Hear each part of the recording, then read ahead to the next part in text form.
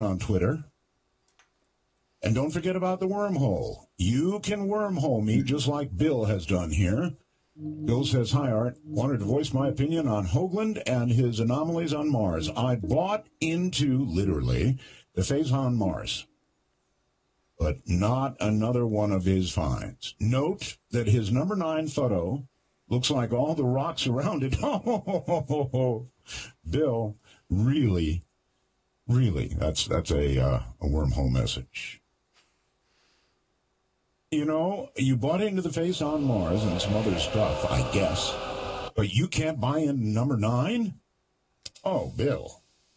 Since when does the good Lord on Mars or Earth put a pipe in the middle of a rock? Even if you consider that to be a rock, which I don't. Look real hard, Bill. There's a pipe there, sticking out horizontally. It's kind of hard to ignore. By the way, Richard will be here for an hour tomorrow night. He'll be talking about Comet Ison, which has turned green as it nears Mars. For some reason, instead of having a red influence, you would think by Mars, right? It's turned green. We'll find out what that means tomorrow night. Green, though, fucking green. Comets. Now, SiriusXM is looking really hard into the possibility of a 4-hour timeout being worked on. You know, so if you're listening to the stream, it won't, disconnect you after 90 minutes. Roswell's Art, I'm so glad the show is back. This is email. My 11th grade Spanish teacher turned me onto the show back in 2001. Anyway, to address the inactivity timeout that everybody's having problems with, the listeners must click something within the player interface. Aha, good tip. Not just move their mouse around the screen. The easiest way and the least disruptive is just double-click the pause button during a commercial break. Yeah, who cares if you mess up our commercials, right? Glad the show is back and so forth and so on. Remember, if you want to say welcome back, folks, Roswell's are the way to say it instead of saying it. So they're working on this 4-hour timeout thing, and we might get it to 4 hours. It'd be really cool. If you didn't, because I was not here last Thursday, we got this really cool thing up I wanted to tell you about last Thursday regarding Scotty's Tower. Now, he moved that through a house, and we had the photographs of it up. But what Scotty did was he made a video. It's kind of like a, video slideshow, and it's really, really cool. You should go to artbell.com and take a look at it. It's hilarious. Absolutely hilarious. Fucking hilarious. Scotty's video. You'll have to dig for it a little bit. Now, I think we're just going to call it, everybody's asking about this, everybody. We're going to call it Dark Matter Halloween. And we are going to do nothing but ghost stories. Now, I have a couple of ideas about this. We do it every year. We're going to do it this year. What I want you to do, if you can, is, of course, we're going to take open lines, unscreened open lines. I think. I'll still fucking win. Be sure you have a ghost story. But if you want to email me, you can do so. And if you're going to email me and you have a really good ghost story, include your phone number, and we may call you. So that's a way to get some of the really, really, really good ones in. So if you've got one, email me, artbell@artbell.com, include your phone number, and on Dark Matter Halloween, your phone may ring, and it may be us. Well, I checked about, 15 minutes ago, turned on CNN briefly. The countdown clock was still going. Are we launching to Mars? No. We're counting down to the close of the government. Bullshit. Again. It's interesting. I've noticed that Congress now has a 10% approval rating. Higher, actually, than Satan himself. Trump, Trump, Trump. Oh, by the way, if they do close the government up, it's so sad, isn't it, that agencies like the IRS will close. Oh, but wait, they won't. The IRS, even though our state parks are gone, trying to apply for a passport, forget it. But the IRS will stay open. Mm-hmm. Essential to national security? Nice fucking cup of tea. Oh, boy. It's been said that when you're one step ahead of the crowd, you're a genius. When you're 2 steps ahead, you're a crackpot. All right, looking around the world very briefly, inspectors charged with the enormous task of overseeing the destruction of Syria's deadly chemical weapons stockpiles kicked off their mission Monday, racing to meet tight deadlines against the backdrop of civil war and probably also racing to catch up with the people who are trying to move the weapons around, I would think. Syria says it is fighting rebels who eat human hearts. Serious about this. What? Syria's foreign minister claimed Monday that his government is fighting a war against al-Qaeda-linked militants who eat human hearts and dismember people while they're still alive, then send their limbs to family members. I thought that was an old Russian trick. Nearly 3 dozen migrants marched across the U.S.-Mexico border without papers on Monday. The latest group of younger generation brought to the U.S. illegally as children seeks to confront head-on immigration policies they consider unjust. Well, good luck with the government doing anything about that or anything else, including even continuing past midnight Eastern. Come on, game. Now, listen, I've got, just in case there is a last-moment resurrection, and the government is going to stay open in case they vote the right way, be sure and wormhole me right away, please. That just doesn't come out right, does it? No matter how you say it. Send me a wormhole message if they suddenly keep the government open, all right?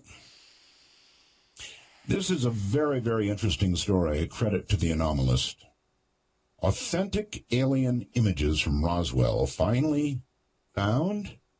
Does that end in a question mark? Yes. The UFO iconoclast. These images exist as Kodachrome slides, and Anthony Regalia, late of the Roswell Dream Team, hopes to set the record straight on the truth and what's a lie surrounding the leaked stories in the past week. There have been rumors everywhere of new, real Roswell photographs. Thing is, though, Anthony says they're not going to release them to the general public since the owners are put off by some unprofessional ufologists. Is it a shell game to maintain interest in Roswell by teasing all of us? Or are the slides owners genuinely creeped out by the unwanted invasion of their privacy? Well, I'd go for the latter. This is fireball time, folks. I mean serious fireball time. A huge fireball explosion created a power outage and a lot more in Yucatan, Mexico. That was Sunday evening last night. A weird sky phenomena broke up the monotony of a small Maya town as a huge object thought to be a fireball. And you can tell me what it is because you're going to be able to see it. It lit up the skies over the town of Ixmal in the southern Yucatan around 8:30 p.m. local time. The falling object was accompanied by a strong thundering noise, loud blast when it hit the ground. And it did hit the ground. Now, the crash, that's the word used here, was followed by flashing blue hazes, if you can imagine that, flashing blue hazes, and a power outage. The flames were observable until about 2 a.m. at the object's landing site. See, they used the word landing there. The sky phenomena was also observed in the several other Mexican townships. What was it? We don't know. As you can imagine, people got totally freaked out by all this. And they found stuff. Now, you can see this thing, or these things. I'll leave it up to you. You take a look. Of course, we've got photographs. Something pretty good size crashed in Yucatan. Oh, wow, I've got him on the fucking... If you go to artbell.com, you can take a look-see at it. Now, the police there were toying with some of the debris of whatever in the hell this was. By the way, maybe one of you can name it for me. I have no idea what this thing is. It looks like number 9. Well, not really. But you get the idea, right? Pretty big. Whatever it was, it came down, was pretty darn big. Space debris, maybe. And the police were playing around with some of the debris, and there is the picture of a human-like figure made of the debris. Now, whether the police did that or it came that way, I don't know. Other fireballs, I'll tell you tomorrow. We're out of time here. Other fireballs in Ohio. So it's like we're in Fireball City here, folks. I mean, lots and lots of fireballs. I'm not sure what's going on, but keep your eye on the sky, huh? All right, well, I'm not going to take any more of Mike Heiser's time. He is our guest tonight, Mike Heiser, and he will be coming up in just a very few moments.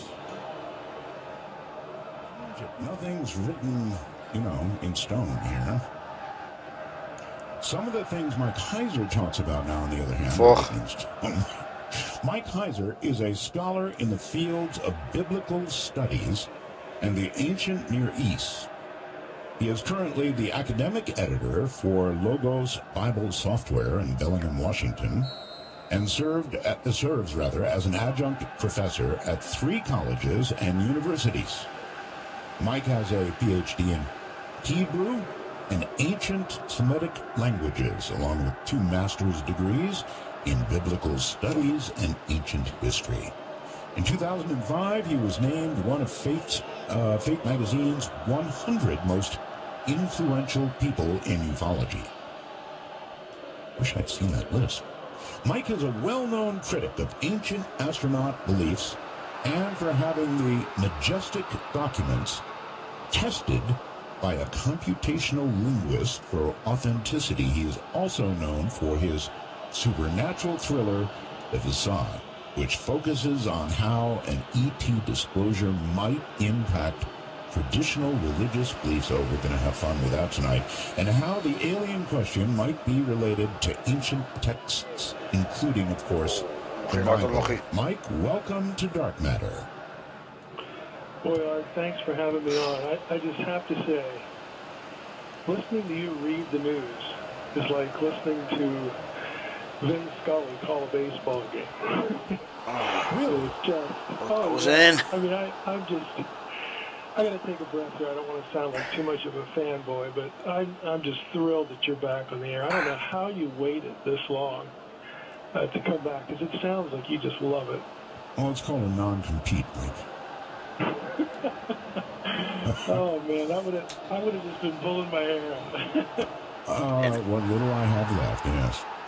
Oh, it's great to hear you. Well, thank you. I've never received a compliment for just reading the news. I thought that was, I don't know. I have hackles too, at your introduction, What part really got you? The eating of the hearts, was it? No. No? Oh, it's just rhythmic, it's just taking simple headlines, and it's Art Bell reading the news. You could just sort of sit there and listen to it for hours. Okay. It just brings back great memories, for me. Because I listened to you, for years while I was in grad school, all by myself. I'm holed up as a security guard in my little shack, or the genetics lab that I had to guard, and I'm listening to Art Bell. I know you mean that like in the very, I know you mean that in like the very best way. But I know, but it makes me feel old. Well, I'm as old, you know, the X number of years removed. You know, Right, you've got it. It's great to hear you again. All right, well then, listen to this, Mike, and then we'll come right back to you. Mr. Bell, this is an email. I'm so glad you're back on Sirius XM. Discovered your show about 15 years ago on a regular radio by accident. Enjoyed it very much. Get this, folks. I had originally heard your show on the island of Okinawa when I was a 9-year-old kid and we lived in Naha. My dad was a pilot in Vietnam. We were stationed on the Rock. And you introduced me to the rock and roll music, became such a big part of my life. You were the first DJ I remember, and I had my little transistor radio I listened to with a single earpiece. Yeah, they refer to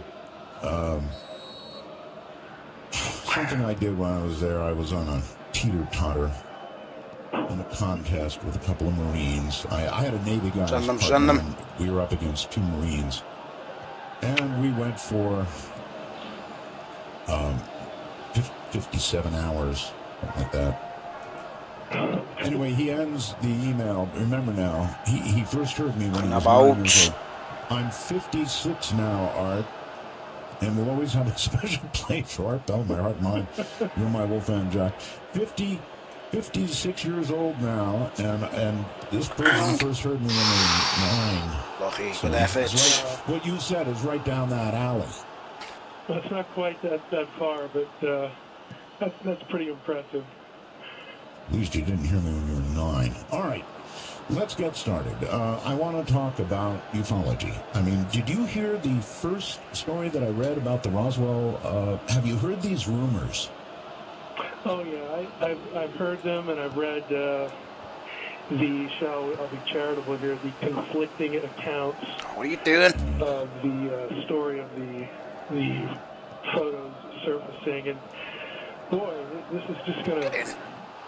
There's going to be a big fight. I mean, it's already been a big fight, but it's going to be a big fight. Yes! Deflection.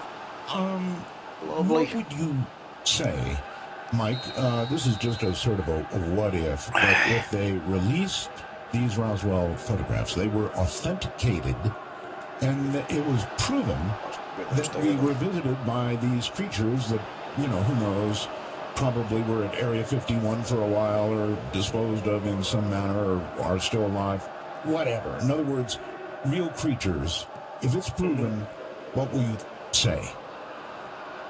Well, I would say I'm not terribly surprised. Save, good save. You know, personally, I don't have any. Yeah, I don't really have any difficulty, you know, theologically or religiously, but on the heels of that, you know, that's me talking. I mean, I can say, well, I'm not real surprised, you know, that, you know, given this or that, you know, it's not really too much of a stretch. I mean, I look at it as an academic.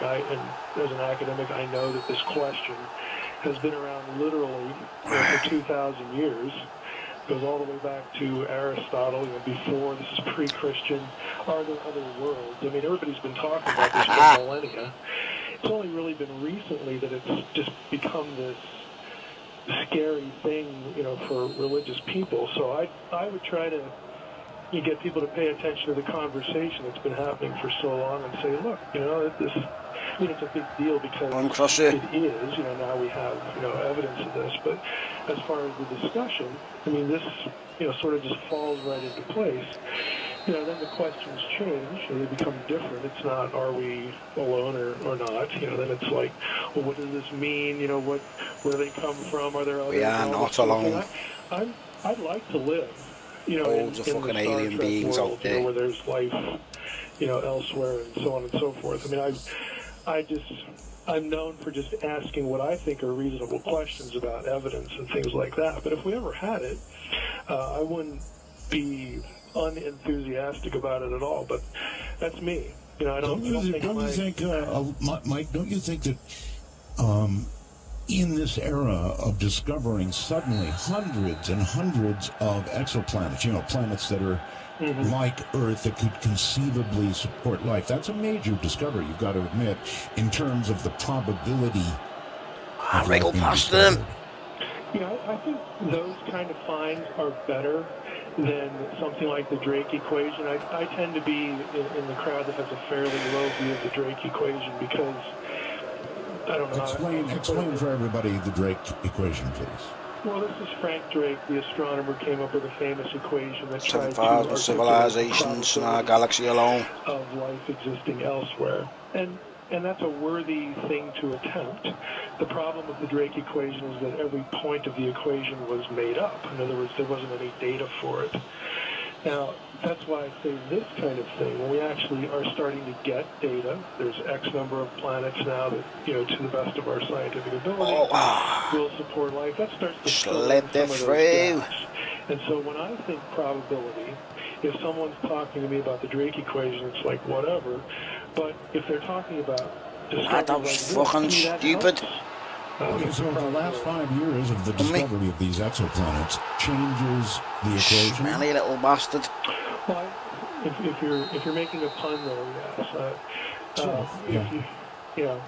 I would say, yeah, it changes the conversation in this way. I think the conversation on probability actually becomes more data driven than sort of a contrived equation. I don't want to say contrived in a negative sort of way, but because I think it's worth trying to speculate, but without data, that's what you've got speculation. Smash that, lad. I think it's a reasonable conclusion.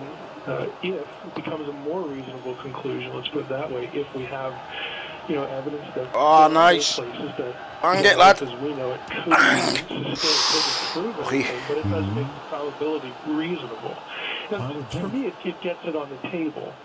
If we didn't have any sort of planet other than Earth that we can talk about in these terms, and then we're going to have this probability discussion. Without that, to me, it doesn't even really deserve to get on the table. Well, we're just looking at little dots of light and saying, do it again. It would be a great waste of space if there weren't. That's an emotional argument, but I'd rather have data than. I don't want to sound cold here, but I'd rather have data than the emotional argument. All right. Well, we're beginning to get that data, and with those planets, for example, I had somebody from SETI on, Seth Shostak from SETI, and, they haven't heard anything yet, Mike, but it occurs to me that if there's all these exoplanets that are like Earth, capable of sustaining life, why do we suppose that life would evolve, I don't know, the way we have technologically, and even have radio or TV or even imagine it? I think that's a reasonable question to ask, and I've wondered that myself. And you and I aren't alone there. I mean, there are criticisms of SETI in that regard, that why aren't you using a different strategy, to look for this or that. So, the truth is, the blunt truth is we don't really have any reason to make that assumption that they would be communicating the same way, but the reality is that's what's going to reach. And, it's a funding issue, it's a technology issue, it's a garnering enough interest, to get people to care issue. All those things are part of the discussion. You would describe yourself how? As a skeptic? Unlucky. I would describe myself as someone who, again, would like these things to be true, but I want there to be real evidence for it. I'm not impressed with anecdotes. I'm not impressed with emotional arguments. Yes! I just want to know. And when I say I believe or think X, I'd like to have something concrete to sort of base that on, to fall back on. So with some people, counter attack, boys. Come on, up that field. People, especially in the more fundamentalist degree of Christianity, what I've already said tonight is just awful. Because there's this tendency to equate the whole question of extraterrestrial life with one of two things. Both.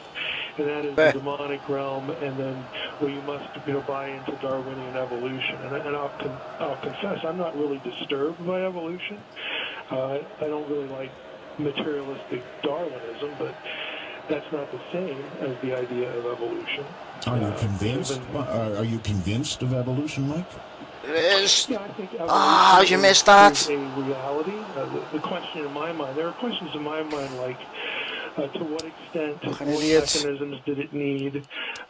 You know, I'm sort of at an advantage here because when I was in Dude, graduate super school, sub. the place where I went to church was heavily populated by professors from the hard sciences at the university there, the University of Wisconsin.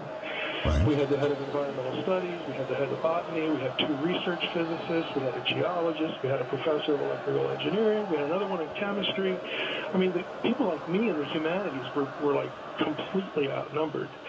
And all of them were very serious, you know, about their faith, their theological commitments, and every one of them accepted the idea that, well, evolution, that's how God did it. No kidding.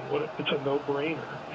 They just didn't flinch about it. It was not. Ah, I won't say. I was trying to start a conversation with them. Well, what do you think about people who might be here, even in our Game. church, some colleague you have somewhere or some acquaintance that don't agree? And to them, Hold it back.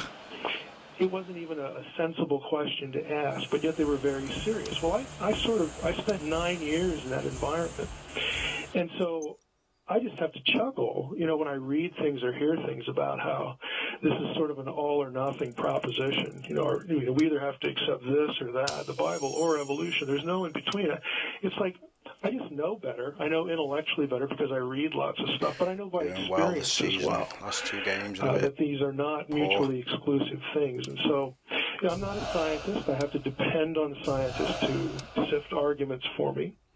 I read things that I appreciate, on evolution. I read, there's a lot of debate within the hard sciences about evolution. Evolution don't all agree. Right. Isn't it easily said, Mike, that, God may have started the process of evolution, and that sort of cleans it all up right there?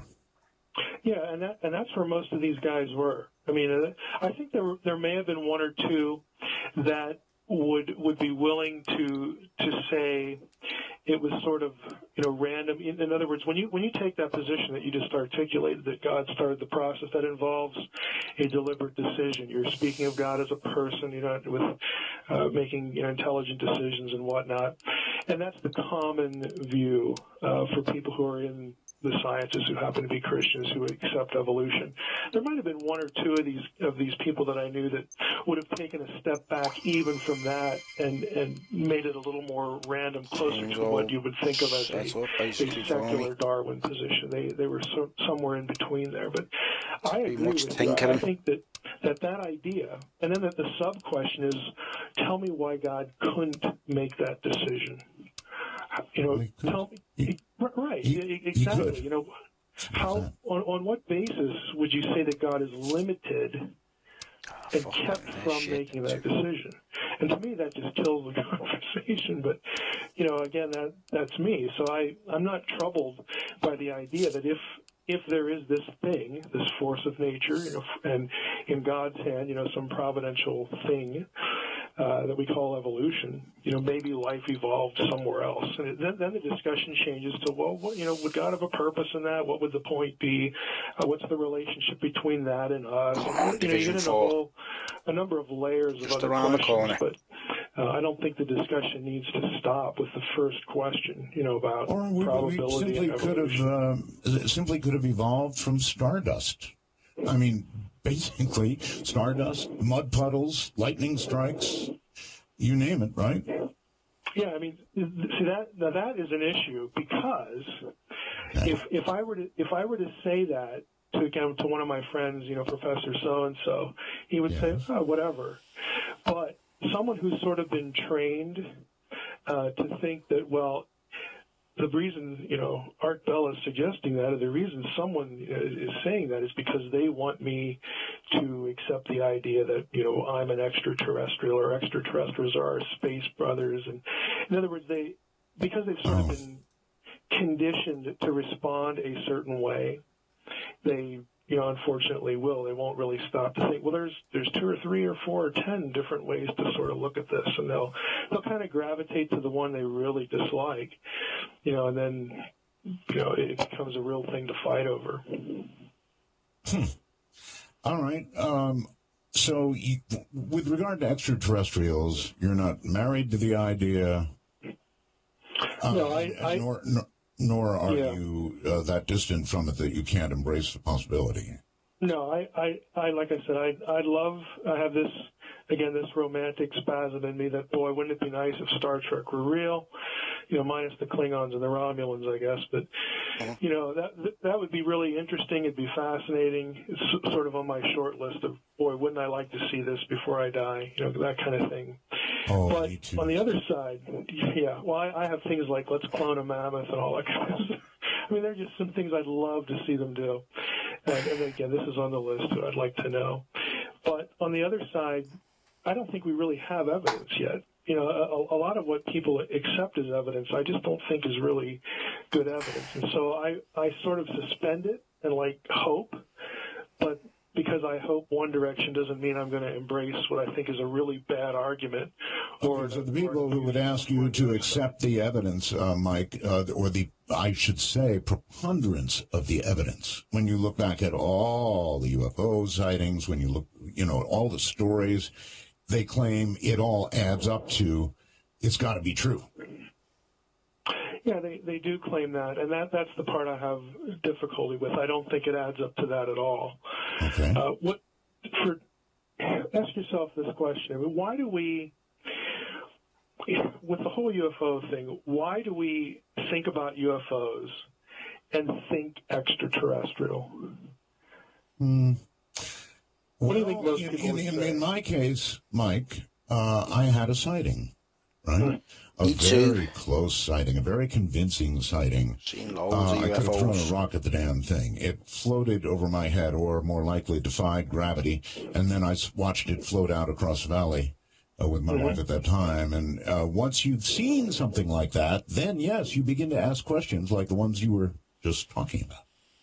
Right. Now, if I saw, and you're referring to the triangle, I remember Yes. you Yes. talking about that on the air at length. If I saw one of those, my first thought would be either let's get in the house or, boy, that's really cool. But I've read in this sort of technology, especially the slow-moving ones, is really on the board, in patents. I mean, I actually blog about this stuff, with some frequency. Back into the 20s and 30s. In other words, you could have seen a dirigible or a dirigible married to nuclear power. It's harder to talk dirigible when they make, when they go real fast and make turns and all this sort of thing. What I'm getting to is you think extraterrestrial because it's an unfamiliar technology. Right. And it seems like the technology is something that, because we haven't experienced, the assumption is that it's not ours or that we couldn't do it. I've actually become more convinced that the technology is a dead end. Again, the Germans were making, triangular craft in the 40s. They had passed, all the tests. What do you mean? They had nuclear power, yes. the whole bit. Mike, what do you mean it's a dead end? Explain that, please. I don't think it's the question to ask. In other words, I don't think it's the thing that will tilt the question one way or the other. Okay. To me, the tougher issue is biologicals. Okay, the claims of bodies and whatnot. So for me, that's what I would have to have. I would have to have. Let's say that we have these pictures, or there's some other real clear biological evidence. Okay, well that answers question one. Question two is actually a little different, and that involves visitations and then individual sightings, and then you sort of have to go from point one to these other points. But for me, the fundamental question of are there extraterrestrials, intelligent extraterrestrials out there? I would need a biological entity, because there's so much that you can look at and dig out, and people that have just devoted their life to tracing these exotic technologies. Like even in the Majestic documents, there are Majestic documents that actually have the elements in the quote-unquote power plant of the craft. Come on, game. What the fuck? Were used in technology during World War II to produce Okay, I'm going to have to interrupt you there. Without a reactor. I mean, right, they're all the same elements. I'm going to have to interrupt you there, Mike. Hold tight, please. We're going to do a break. And I do want to talk to you about the Majestic documents because I know that you had them Voice is probably tested. deep, man. And you got findings back on the Majestic documents. So Blair in my we'll headphones. talk to you about that. And I want to talk to you now about a new product. The Sea Crane Company has a new product, and you are going to love it. You're absolutely going to love it. Nobody makes anything like this.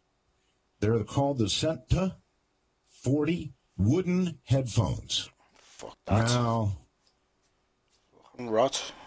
I know that sounds strange, Sweat off doesn't your it? head. Wooden headphones. Why would you have wooden headphones? You wouldn't. I've got the answer. It's because you get the most incredible response. I mean, when I say a full-body bass response, nothing in the world does it like wood. Nobody ever thought of putting wood in headphones before, but you know, Bob Crane was a high-end wood craftsman. That's why he has wooden radios, and now it's why he's got wooden headphones. But, oh, my God, the difference, folks. The sound coming out of these headphones is awesome. Nobody's ever thought of it before, as far as I know. So I want you to try them. And it's not going to cost you $59.95. Now, you can see them at seacrane.com. Trust this guy to come up with products that are different. Why do these headphones sound better than anybody else's? Well, it's simple. The wood. Think about it. Bass response. You're getting sponsored and to say that. Wood. Make sense? You want to ask about the Senta 40 wooden headphones. Full range stereo response, of course.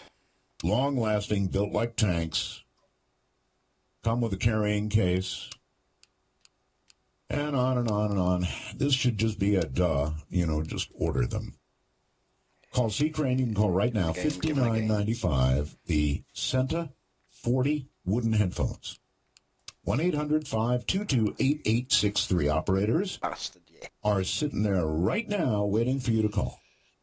800-522-8863. The Sea Crane Company and the new Senta. You know, these were quoted almost biblically for years and years and years and years by so many people. And I guess you finally had a good, hard look and went out and got them tested. Can you describe how you did that and the results? Sure. And for listeners, if they go to my website, which is just drmsh.com, at the top there's a link that says Quick Links, and if they go to that page, they'll be able to download the study we did for free.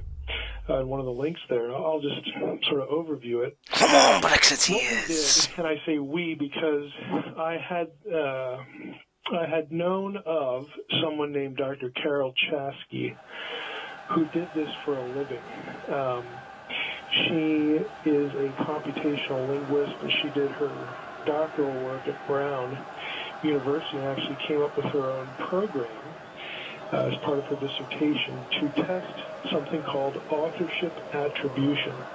And she has made a career, like in court cases, when someone needs to either verify or rule out that a document was written by the person that, say, signed that letter or claimed authorship, to be able to test that. And so she has had a long career, and her work has been featured in numerous court cases. Go on, lad. Up on the web, you know, she has a whole list of that.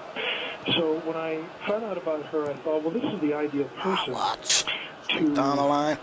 test some of these documents if she was interested. Now, They busted you. a quick question, Mike, and it is this.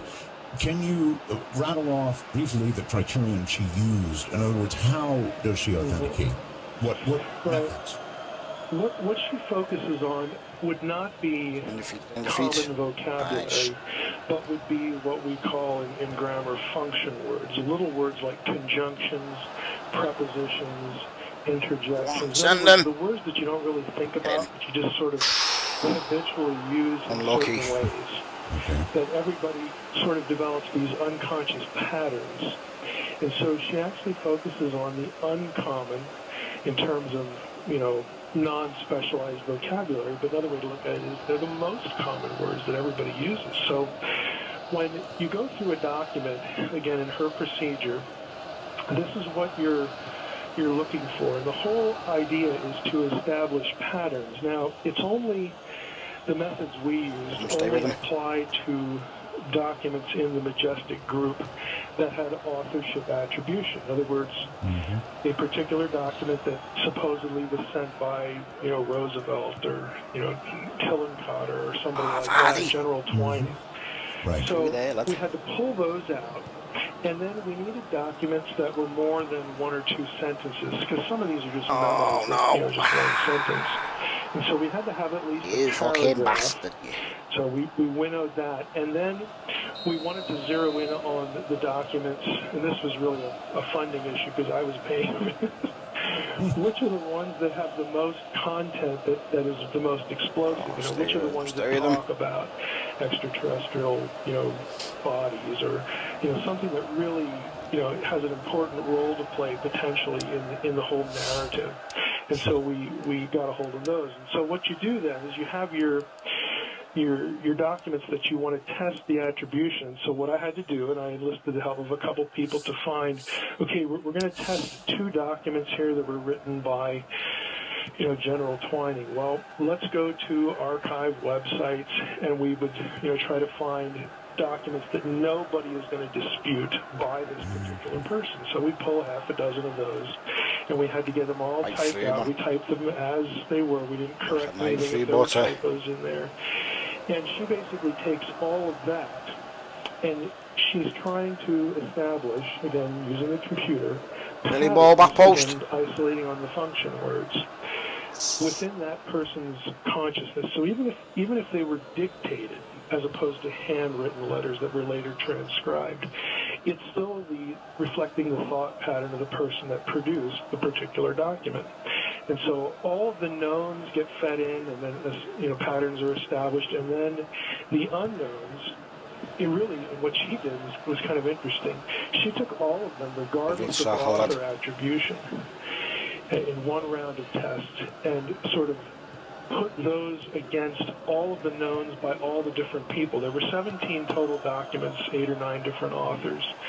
And I asked her, why would you do that round of testing? And she said, if some of these documents, regardless of who the authorship is attributed to, if they start matching each other, regardless of the name, that's going to tell us that there may have been a common hand in producing them.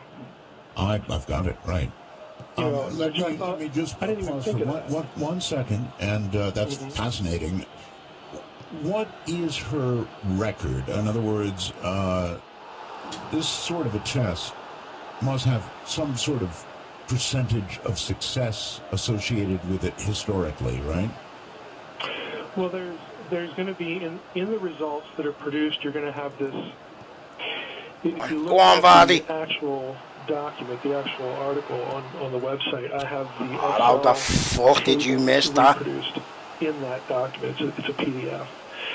And there's going to be a number, I hate to use the word percentage, but I'm not a math person, so I'll use it.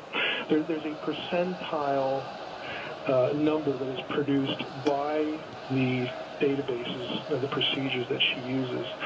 And she will then, she actually would tell me, because I can't decipher this, she told me what the numbers meant as far as, okay, this one, fits in with the patterning of the knowns, and so I would colorize them in the document for the reader. This one doesn't, this one does. And then we went through every line of the spreadsheet, and she said she would highlight which ones that appeared to her eye mathematically, again, according to Mike, I'm sorry to interrupt. I know you're having a hard time hearing me when I start to talk, but this is really important to me to understand what her record is. In other words, what her in past documents of the same sort. Is she right 80% of the time, 70% of the time, 50% of the time, 99.9? What kind of hit record does she have? I'm trying to get in. What kind of science we've got here? Nice. Yeah, she's going to be well into the 90s because her work is regularly tested in court, like under oath and things like that. So anyone who's interested in Shame her, again, boys. Shame again. could go to her website. She describes different court cases that she's been part of, and what she did, what she was asked. No, it's just fine. If it's in the 90s, that's fine. I just wanted to understand the science that we were hearing about. So, I think genetics is like in the billions, right? Only one chance in 5 billion. That's not your child. So, right. 90% or better. Right. So what the end result was, of the 17 documents that were tested, again, it's a limited pool, and only the ones that have an authorship attribution. Right. Only one of them she was able to look at and say, this one is legit. And that was the General Twining memo to General George Shulgin. It's a 1947 document. The other ones did not align with the knowns by the same author. And so she said, in a court case, this would just get thrown out. We could not draw conclusions. We could not say anything factual about this document. We couldn't base anything factual on this particular document. So one passed the test. The most interesting thing to me was that 8 of them had authorial affinities with documents in the pool that were supposedly authored by somebody else. And she said, look, it doesn't prove that the documents were produced by a common hand, but it does suggest it. She was real picky about her terminology there. And I reproduced her terminology in the document. It doesn't prove that they were all, manufactured by the same hand, but right. Quick question, Mike. The Twining document, the one that she authenticated, what could you give all of us an idea of what was the essence of the Twining? It would probably be looked at as neutral by you and UFO enthusiasts. There's no extraterrestrial speculation in that one.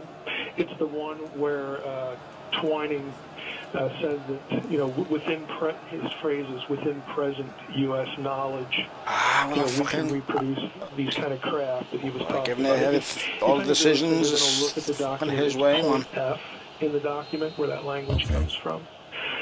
He talks about, speeds at 7,000 miles an hour that are subsonic, and, Twining's assessment in that particular document is that we're not thinking extraterrestrial here. Now, obviously, there are other documents that was awful. within the Majestic, cache that we couldn't test because they have no authorship attribution. So the study itself is limited, but I should mention this one other thing to give Stan Friedman some kudos here.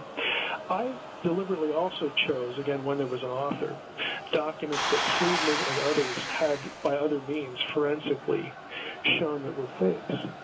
And her study flagged those same documents. They did not pass the test. Only one did. So I didn't tell her about that. I sort of used that for my own sake, because I don't understand the science. I'm depending on her. Oh, lucky lad. To me, there would have been something wrong if one of those came up good when I knew they weren't. And so it actually validated, some of the work that Stan had done on some of these other documents. Now I know he's very committed to the extraterrestrial, view of the documents. So it doesn't prove or disprove that. It does show, though, that there's a lot in there that really is suspicious, and that shouldn't be earth-shattering either, because anybody who knows about the history of how we got the Majestic documents, it's a very shady history. For your listeners, again, I think one of the best things they can read on this is the 2007 MUFON Symposium document. That was an update on Majestic research. I have a link to that on my Quick Link site. But nice one for follow-on, mates. On the Majestic documents, and I know that there's a lot that's post-1989, which is a year that matters for this, this discussion that could very well be genuine, and some of the older ones might be, but it's got such a checkered history that Awful. I don't feel like I can trust them for a whole lot. Okay, so other than the Twining document, the others Gifted it to him. Basically A box and he flumped it. attributes that would say, look here, the same person wrote all of these, except this one. Yeah, for instance, you'd be looking at a Hill and Cotter document that matched the profile of a JFK document. Now that just shouldn't happen. No. Because they're different people. And she just flagged. Give him it again, you fucking idiot. He missed it. Stuff out of full sense, to her that she'd be thought there's just something not right here. And she flagged those right off the bat. And the other ones didn't pass the test for other reasons, but those 8, she said, there's 8 in here that they just look suspicious. Okay. My next question for you, Mike, would be the UFO community. In other words, when you came out with these findings, how did the UFO community react to it? Was there a lot of anger? Were people lashing out at you, or what happened? Well, it was mixed, as you might expect. I unveiled this at a conference in Roswell, and Rich Dolan and I talked afterwards, and Rich was really enthusiastic about it. I mean, he more or less said, this is the kind of thing that we need to be doing, and I expect that from Rich. I think Rich is a serious researcher and have a high regard for his commitment to doing real research. My biggest disappointment was actually Stan Friedman. Nice lad. Because he didn't want to really hear anything about it. I think he somehow got my novel, which has a lot of, there's a lot of religious angle to it in the whole UFO question, confused with this report because he just sort of went off on it, and I was a religious journalist or something like that. It's like, Stan, what? This other work you did.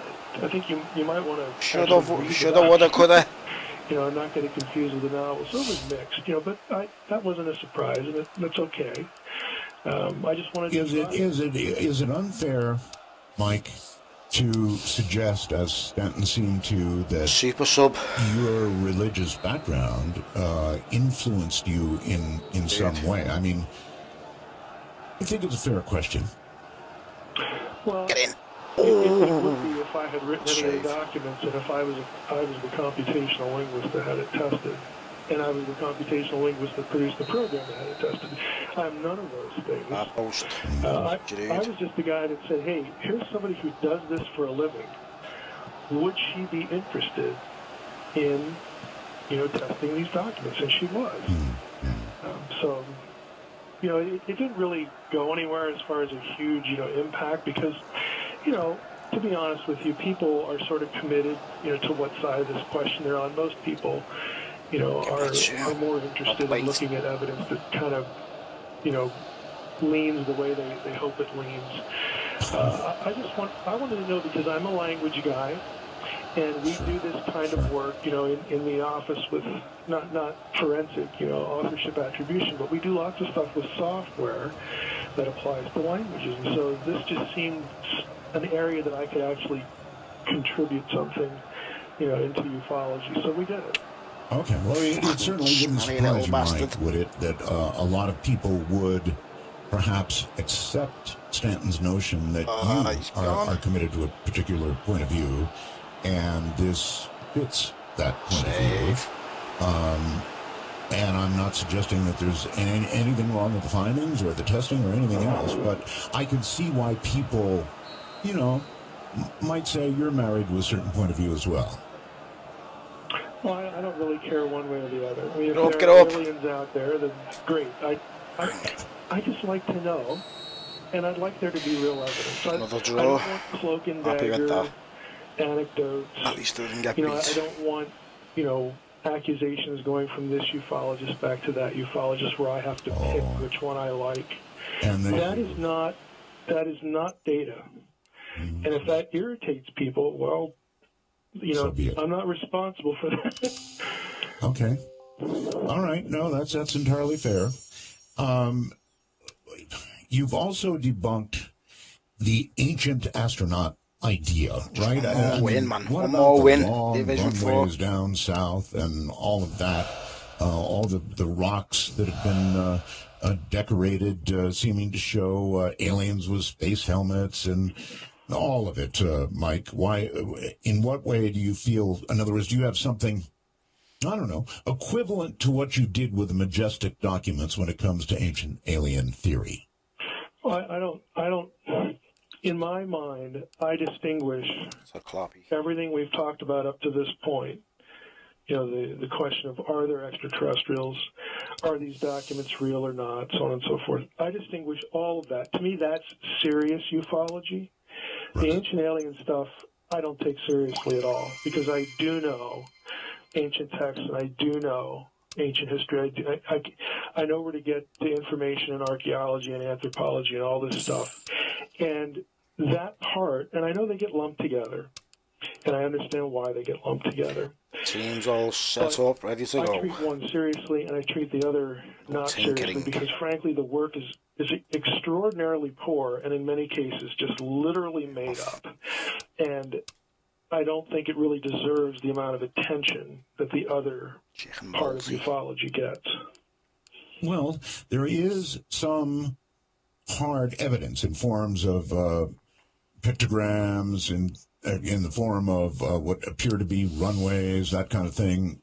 How do you handle that? So we have a pictogram from a foreign culture. We have no text that tells us what it is. Very true. So what we have, and this is just the blunt reality, okay? This is realville here. We have a picture that I'm going to use my 21st century mind, part of which is influenced by this narrative, and now I'm going to interpret that picture. I could be miles and miles and miles and miles and miles away from anything accurate, and in most cases, people have been able to produce the same picture in other provenanced objects where it's clear as to what the purpose of this thing was, or there might be a text that goes with it. That's when you really get lucky, when there's actually textual material that goes with it. And enough bad work has been demonstrated in that area, and it's inherently subjective. Again, to me, it's the badness of the work that's out there that, I will admit, colors my opinion of the enterprise, of the whole thing. I'll give you an example. You have these quote-unquote reptilian figurines that are circulating on the web, and people are referring to them as Anunnaki figurines. Well, guess what? Yeah, they come from Iraq, but they come from a civilization that predated writing period. They predate the Sumerian text, and they don't have any text on them. Why? Because writing hadn't been invented yet. There is nothing about the object that tells you anything about it, that identifies it in any way, but people will take it and just run with it. All right, hold it right there for a second, Mike. We're going to take a break, and we're going to be right back. Fascinating stuff. So we'll get to on the other side. They're all very nice, but when they come out of the speaker with music, unless you have headphones, it's little teeny-weeny noise and tinny, right? Well, when you buy the Scent Ally, it's more like a concert hall. You see, bullshit. All you do is get this incredibly wonderful device, one you can carry with you anywhere, and has rechargeable batteries that last, like 10 hours. And you marry it to your cell phone or your iPad or whatever, Bluetooth, and play your music. And it comes out sounding like a concert hall. Simple as that. Bullshit. It's not big, about 9 inches. It'll hook up to, anything at all with Bluetooth. Phone, tablet, laptop, satellite radio, whatever.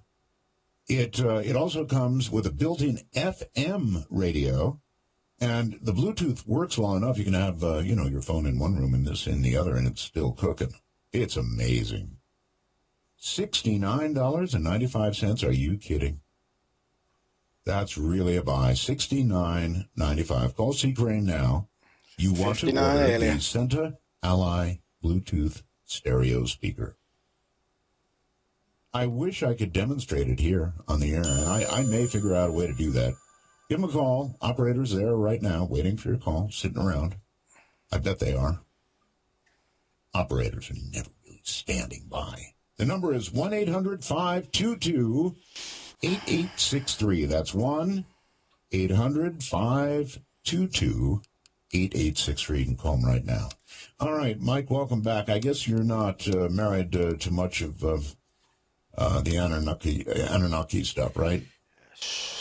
Well, as far as ancient aliens goes, no. Mm-hmm. I mean, the Anunnaki, of course, show up in Sumerian cuneiform text. I mean, it's a little over 100 times. You know, I should say something I don't know whether to encourage people to go see this or not. One of the things I did on my website that's devoted to Zecharia Sitchin and ancient astronaut stuff was I figured, well, I don't want people to just take my word for it. When I say insane things like, look, the fundamental ideas of what Zecharia Sitchin is saying, that the Anunnaki come from Nibiru, forms on top. You know, they were here to mine gold, that, you know, Nibiru is this planet beyond, you know, Saturn, and really the fundamental tenets of the system. Rather than take my word for it, what I did was I created a screen capture video of me going to a website called the Electronic Text Corpus of Sumerian Literature. And I know it doesn't sound exciting.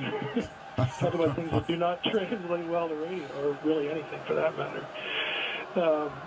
I put in a search for the term Anunnaki, and the video is me putting the search term in, clicking the button, getting all of the occurrences of the term Anunnaki, where they occur in the tablets, getting them back in the search, showing people, now look, if you hit PR here, that takes you to an English translation. There are 117 or so of these. This is on my website. The Sitchin website. And you did this why? So that people could watch it and do it themselves. Because I don't like arguments from authority. Yeah, there's Mike with the PhD in ancient Semitic languages and all this stuff. Big deal. Okay, you should not have to depend on what Mike says about this. Go to the site, run the search, click the translation, and you will see that I'm correct here. Okay, none of these ideas about the Anunnaki that Sitchin really depends on to roll out his extraterrestrial narrative. The texts don't say anything about the Anunnaki in regard to these items. It literally doesn't even exist. It's not a question of, well, Mike would translate it this way, but someone else would translate it that way. I'm saying the material doesn't even exist. Now, if I made a crazy claim like that, without knowing that it was real, see the penalty there, lad. Okay, but I got so tired of trying to explain to people this is not a translation issue, at least in regard to the Anunnaki. Are you suggesting by implication that Zecharia needs his head examined? I'm marking. No, the late Zecharia Sitchin did not need his head examined. What I think, nice, I've heard people say really nasty things about Sitchin that I just think are nutty. Okay, I do not think Zecharia Sitchin is a reptilian. Okay, I do not think he was an Illuminati agent. No, but you said everything pretty much that he thought was wrong. And I think his narrative, his explanation of his narrative is completely wrong. What I think he actually did is, you know, he reads the text in translation, you know, using Kramer or some other known translation at the time. Nice. He essentially created what you could loosely call an allegory. I think he tried to marry what he was reading with the characters and the mythologies, and then he would get into cosmological text. And he married that somewhat to Velikovsky, you know, the whole worlds in collision thing. Right. Well, I interviewed him, Mike. I interviewed him many times, and he, believe me, was very, very married to it. There's no question about it. Oh, I know. He was absolutely committed to it. Like an article of faith. Yep. And I'm just saying, look, There's just nothing here. I mean, it's not the same in other issues, you know, that where you do, you know, there are issues of this is a good translation, that's a bad translation, you know. It's not anything you could put in one category, but as far as I should mention this too. One of the other things I did besides creating that exciting video for people was I looked up all of the scholarly academic articles on the Anunnaki I could find. There were 3 of them. Unfortunately, they were all in German. There's nothing more recent than the mid-20th century, and I hired someone, a specialist in German, to translate the documents. People can get those translations as they are. It's a lot of pages because they're 50, 60 pages, but you can actually have the best research on the Anunnaki, Sumerian, Assyrian scholars. Again, I try to do this because I don't want people depending on Mike. I don't like arguments from authority. I like to direct people back to primary texts and say, just go read them. Don't take somebody's opinion. Just go read the things, and you'll see. Mm-hmm. All right. Here's Linda, who sent me a message. Art, he does not believe the scientists who carbon date things. If you come up with a test what are you done doing, by lad? other scientists, he will tell you Idiots. that they did it wrong or made mistakes. Unfair? Fucking is it early? Yeah. Well, what's wrong with carbon dating? Early crush, man. I don't know. Linda apparently heard you. Linda apparently heard you reference something that was carbon dated. If I got one of these today, let's use this. Here's a good teaching point here. This is what Mike will do. Okay. I got an email from somebody that sent me a picture of an object and says, "What do you think of this object that I discovered?" And it starts telling me what it is. Okay, and it's ancient alien stuff. My first question is always, okay, I need to know where it was provenanced. In other words, where was it discovered? I need to know that it was not a disturbed site. Can you direct me to the publication, to the archaeological publication? I have access to lots of databases. I got in the fucking way. I can get to a lot of things that other people can't. Can you give me the archaeologist's name or I'll find it if you give me the information, and I'll go read it, and I'll post it on a blog if you like. I'll ask them. 99% of the time, I don't get anything back. What I want is I want real data. If you give me a carbon date for something, my first question will be, who dated it? Show me the report. All this stuff gets published. This is not, secrecy. There are millions and millions and millions of pages put out in the social sciences, archaeology. Oh, nice ball. Every blasted year. And I can get that stuff. I just can't finish it. So that I know, sort of where to start. Who did this? Who discovered it? I'll email those people and say, hey, Professor so-and-so, I read your article and this and that, and I have a question. I'll do stuff like that. I don't think that's unreasonable. I really No, it's not unreasonable. Smelly bastard, yeah. But again, when people look at you, they perhaps a little. I call myself the equal opportunity offender because I'll do this with Christians that email me too about some point of, well, you're a heretic out there because you don't believe in a global flood, or you don't believe in this, or you don't believe in that. Whether I do or not, pull this back. Bring this back second half. Repeating something they heard. I'm going to ask them for the same thing because, look, even if I like your position, a bad argument in defense of a good position is still a crappy argument. That's what it is. So wouldn't you rather have a good argument for what you believe as opposed to a bad one? Okay, and people get angry. Okay, let's try this. Look, the world has been around for a very, very long time. I don't know if you saw the series on TV about after man or after man. It showed how quickly society, the buildings, the things that we see every day would be dust and gone. And the answer is pretty quickly. So is it really beyond reason to suggest that there could have been others here from elsewhere, or there could have been civilizations prior to the one we're so proud of right now. Yes! Well, Get in. That's an argument that could actually be used, both ways, to argue that point and also to argue against that point. The other problem is it's an argument from silence. Well, I don't see a whole lot of buildings in this place, but boy, the Earth's been around here so long, so they must have been here. That's kind of really not a sound argument. I mean, in theory, we have evidence of writing, of a high civilization. People don't stop to think about how important writing is, but you need to preserve thoughts for the next generation on practical things, how to build things, how to make things, so on and so forth. So I would expect, if there were like these long ago civilizations, like let's say Blavatsky talks about, millions and millions and millions. Yes! Fuck you. To attach that number to it, because then you think that exempts you from having any evidence.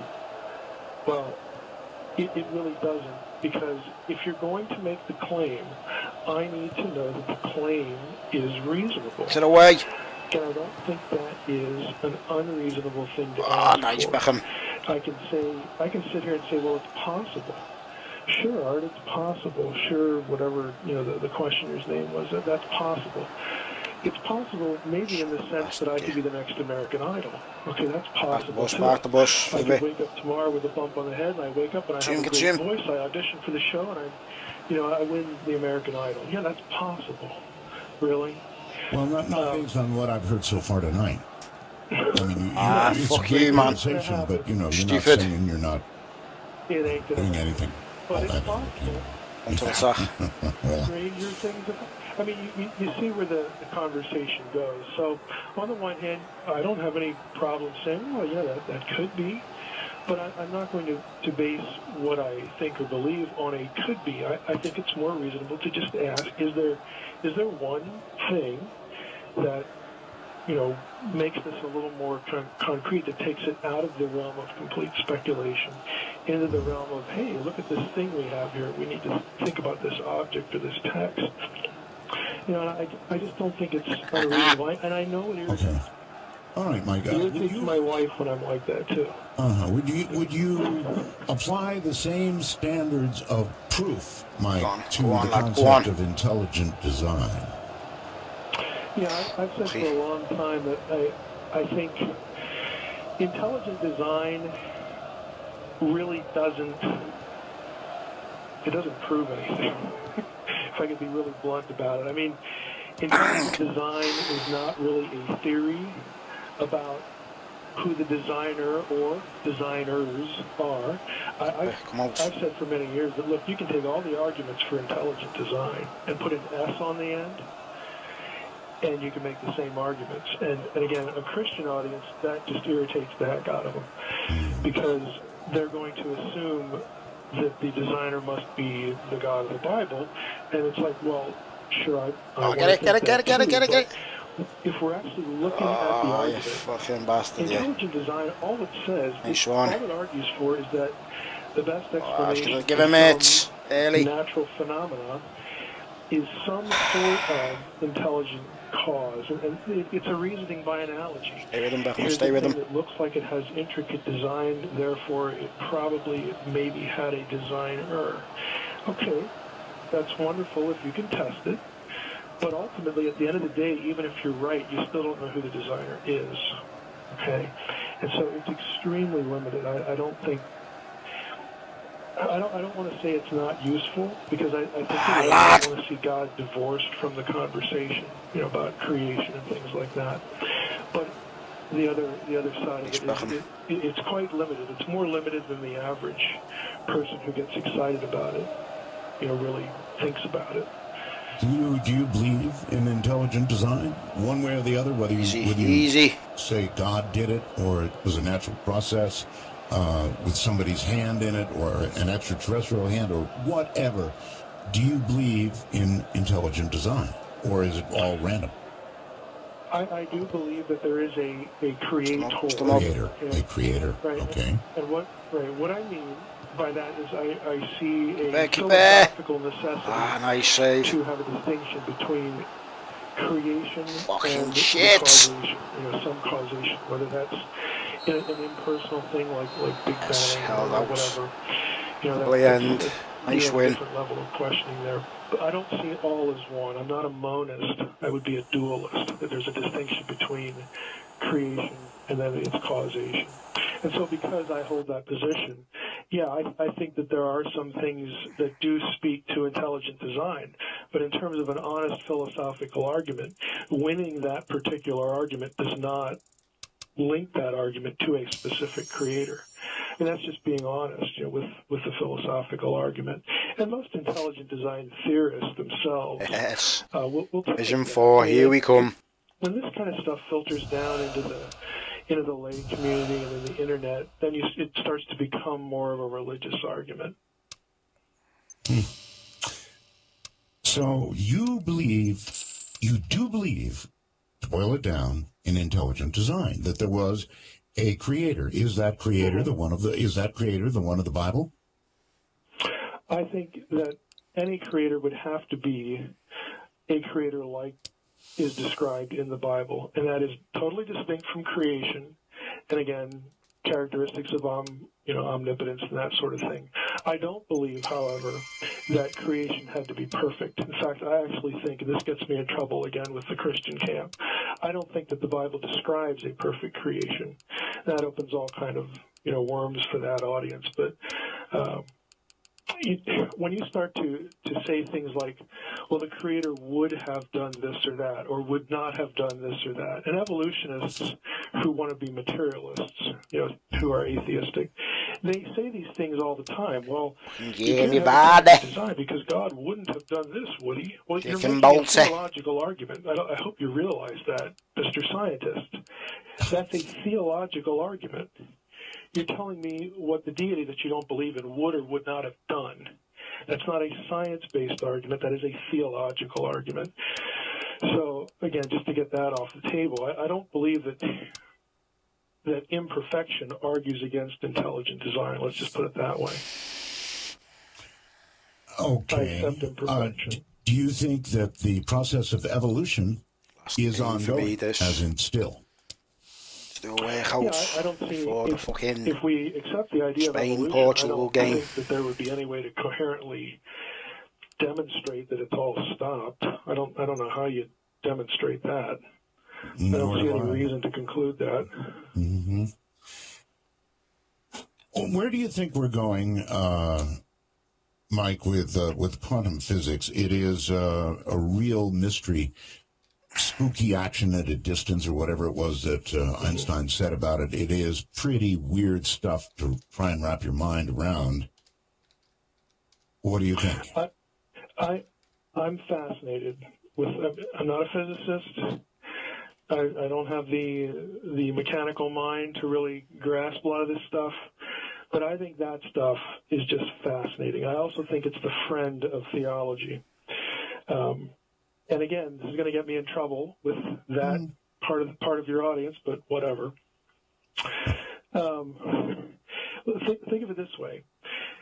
Most Christians, many Christians, whether they could tell you where the idea comes from, are really disturbed by the idea that, God doesn't have everything predestined. If I walk into a room full of Christians to speak on something, and I say, hey, look, I don't believe that everything's nailed down. I don't believe that God's foreknowledge necessitates his predestining of all things. That freaks people out, okay? But that's exactly what quantum physics, has demonstrated. There's this certain random quality to it. And I can show you passages in the New Testament that talk about how creation mirrors the character of the Creator. I can take you to passages that very clearly show that God foreknows things that do not come to pass. And that tells you immediately, point blank, that God knew something that didn't come to pass, therefore that thing was not predestinated. But I hate to say it this way, a lot of Christians are not very familiar with their Bible. They they aren't aware of a lot of these things in it. Again, the academics, this stuff gets thrown around all the time. But when you try to, do stuff on the internet, when you try to do stuff on radio, you try to get people interested in the discussion. People don't like it. I don't know how else to put it. I mean, wouldn't it be interesting to actually give the Bible to that same lady who looked at the Majestic documents? We have actually talked to her about that. This is an interesting rabbit trail. Oh, really? Her undergraduate degree, Carol's undergraduate degree, was in Greek. So I'll just describe what we have asked her in the past. There are certain books of the New Testament that are what are called disputed authorship books, the pastoral epistles, for instance. That would be 1st and 2nd Timothy and Titus, are sort of notorious in the academic realm for scholars fighting about, did Paul really write this or not? So we've asked her, hey, are you interested in this because we can give you, the digital form of the Greek New Testament and check out authorship attribution. And of course, she brings up the obvious problem. Yes, Holland or France. You'd have to also hand me documents to create a profile that for certain were written by this particular individual. Good player. And she 5 wins in a row. Frankly, we wonder, could we do that? Because most of Paul's letters, we'll just use Paul for an example, most of Paul's letters are disputed in some way at some point in the letters, even the ones that are sort of, everybody accepts as genuinely Pauline. So is there a way we could actually construct this test? There have been whole books on something called stylometry, trying to test this. Now, Carol's methods are a little different, and there are computational linguists in our field who are applying this to certain, books, usually in the New Testament because it's shorter. It takes less work to produce the raw data. And the results are mixed, but, she'd have her own unique approach. So that might happen. Might be able One more win. Convince her to do this. Vision 4. It have to be worthwhile. We want to get something publishable out of it. But there are scholars who do that. You wouldn't be afraid of that. Oh no, I think it'd be very interesting. Again, my view of inspiration. This is a theological term that Christians throw around a lot, and conservative Jews throw it around too. That Scripture comes from God. Well, I believe that. I think that God. If I embrace the idea of a creator, the idea that a deity could influence somebody to write something seems like a pretty short jump. I mean, I can do that. I can influence somebody to write something down for posterity, big deal. So I don't view inspiration as this paranormal event, like the prophet wakes up and starts making breakfast, and then, God zaps him, and his mind, leaves his body, and then he wakes up an hour later and looks down at the text and says, boy, wow, look at that. Didn't I do a great job of that? That isn't the way it's described, even in the Bible. It's a very human process where specific literary genres are used, specific forms of literature, like an Old Testament passage about a treaty. Well, guess what? It'll conform to treaty patterns in the ancient No. Writers would do this because if they didn't do it, you'd think they were hackers. Fuck off, Ref. You'd think they wouldn't know what they're doing. Like, doesn't this guy know how to write a treaty? I mean, what better? Okay, the writers you fucking bastard, you. And they used the tools, the knowledge, the vocabulary at their time to produce what a goal. I would say that God wanted them all to do. I have a very providential view of inspiration that's very human, but doesn't. God plays the ultimate role, preparing them in their lives for that moment to produce that thing. All right. Hold tight right there. Certainly genetic arguments against it. I've actually followed this one for the last 2 or 3 years pretty closely. It's quite controversial even within Christian circles because you have doing me. He's fucking doing me. Here in my neck of the woods, there is the guy who's more or less started the whole thing. Dennis Venema at Trinity Western produced an article that really argued against the historical Adam and Eve because of statistics, that you can't account for populations as we know them as coming from a single pair. And that's been batted around quite a bit. Some people, and I think about this, some people would say, well, we don't really need to care about a single pair because if we go back to a literal reading of Genesis after the flood, we have more than one pair. Awful passion. Awful. Noah and his sons, and so then the argument proceeds from there.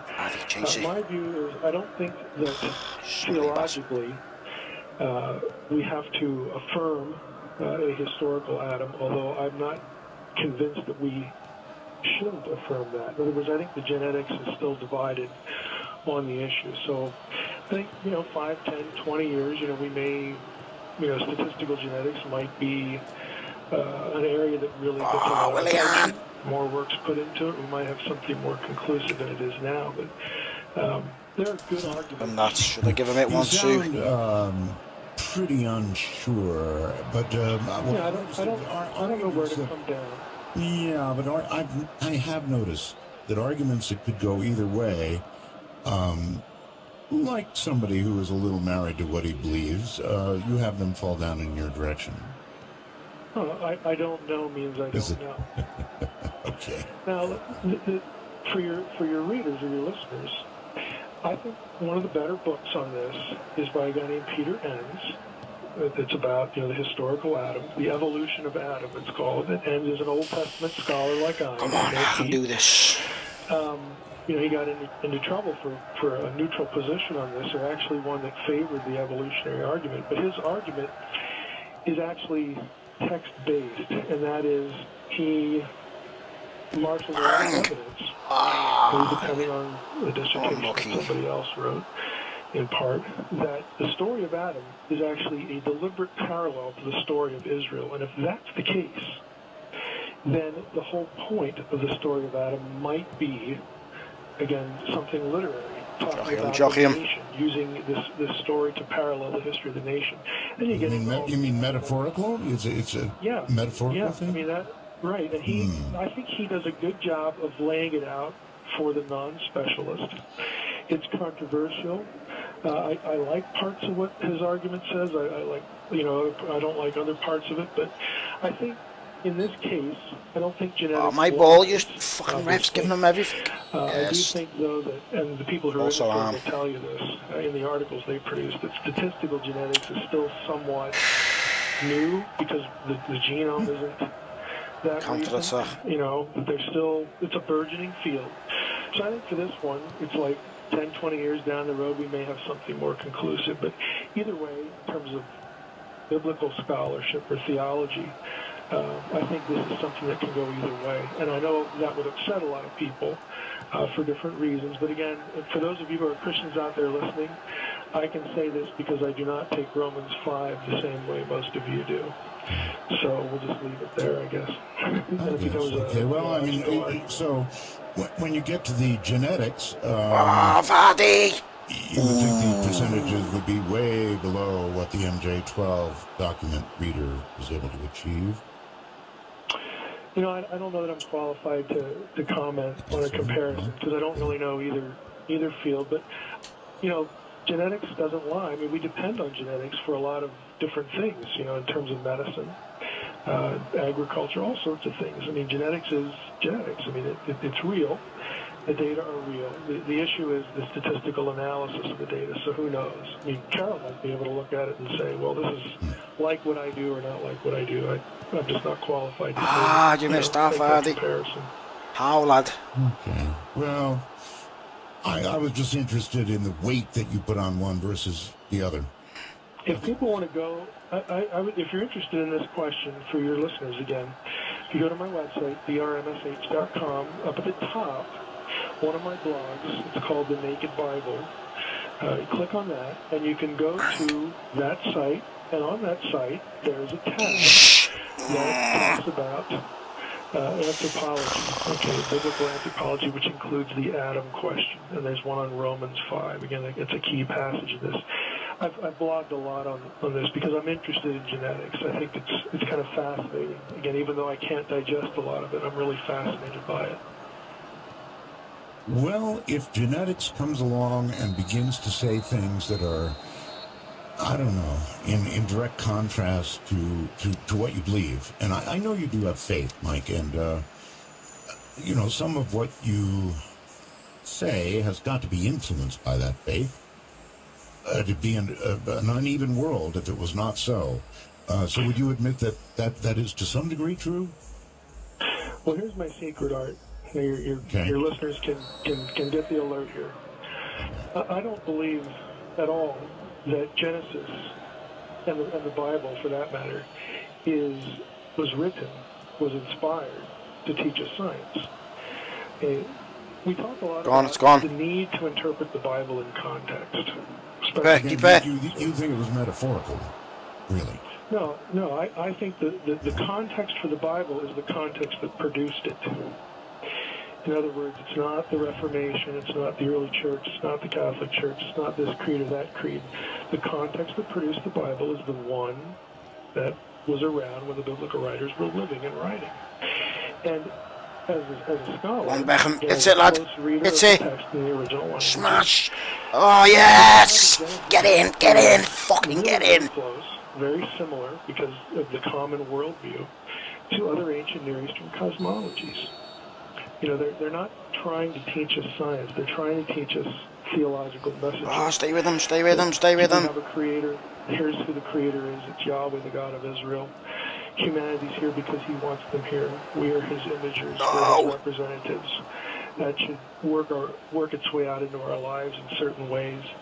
They're not scientists. They live in a pre-scientific world, so the messaging isn't about science. Now, I don't think the theological messaging contradicts science, though. Send them. I am a theist. I am someone who believes in a creator. And I can, stack PhDs all night long of people in the hard sciences I personally know who would stand with me in belief in a creator. I don't think it overturns that apple cart at all. Now, what's problematic about that with hearers, people that would hear me, is that they're used to having their Bible filtered to them through a creed or a tradition. And I'm not antagonistic to creeds and traditions. I'm more apathetic toward them. And I'll grant you, I can say that because I've had the training and I know all the languages and all that stuff, but I have to be honest with people and say, look, this is the way I look at things. I take the Bible for what it is. I do believe there's a God. I believe in a creator. I believe that the God is behind this thing we call the Bible. But we have to put it in its own context and ask ourselves what I think are reasonable questions. Why would God choose this time and place to do this? What's the point of it? What is he trying to message to us, and what is peripheral? Things like this. So I, as a scholar, I'm very lovely in that. But when it comes to, people who don't work in the field, some things I say can bother. He's gone. That is, but I just don't filter people. You fucking zombie bastard. I had a fellow on named Matthew Alper recently. Mm-hmm. Matthew wrote a book called The God Part of the Brain. Mm-hmm. Have you ever heard of that? Oh, yeah. Yeah, and I've heard, not the most recent show, but I've heard previous shows. All right, so basically, he's saying that, look, human beings have an innate fear of their own mortality. And the brain has adapted over time to embrace the concept of a creator in order to assuage that fear of mortality.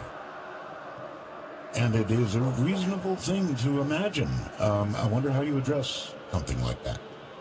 Well, your audience will understand when I say this, and I'll try to unpack it. If I had to put my money on Matthew Alper or Dean Radin, my money is on Dean.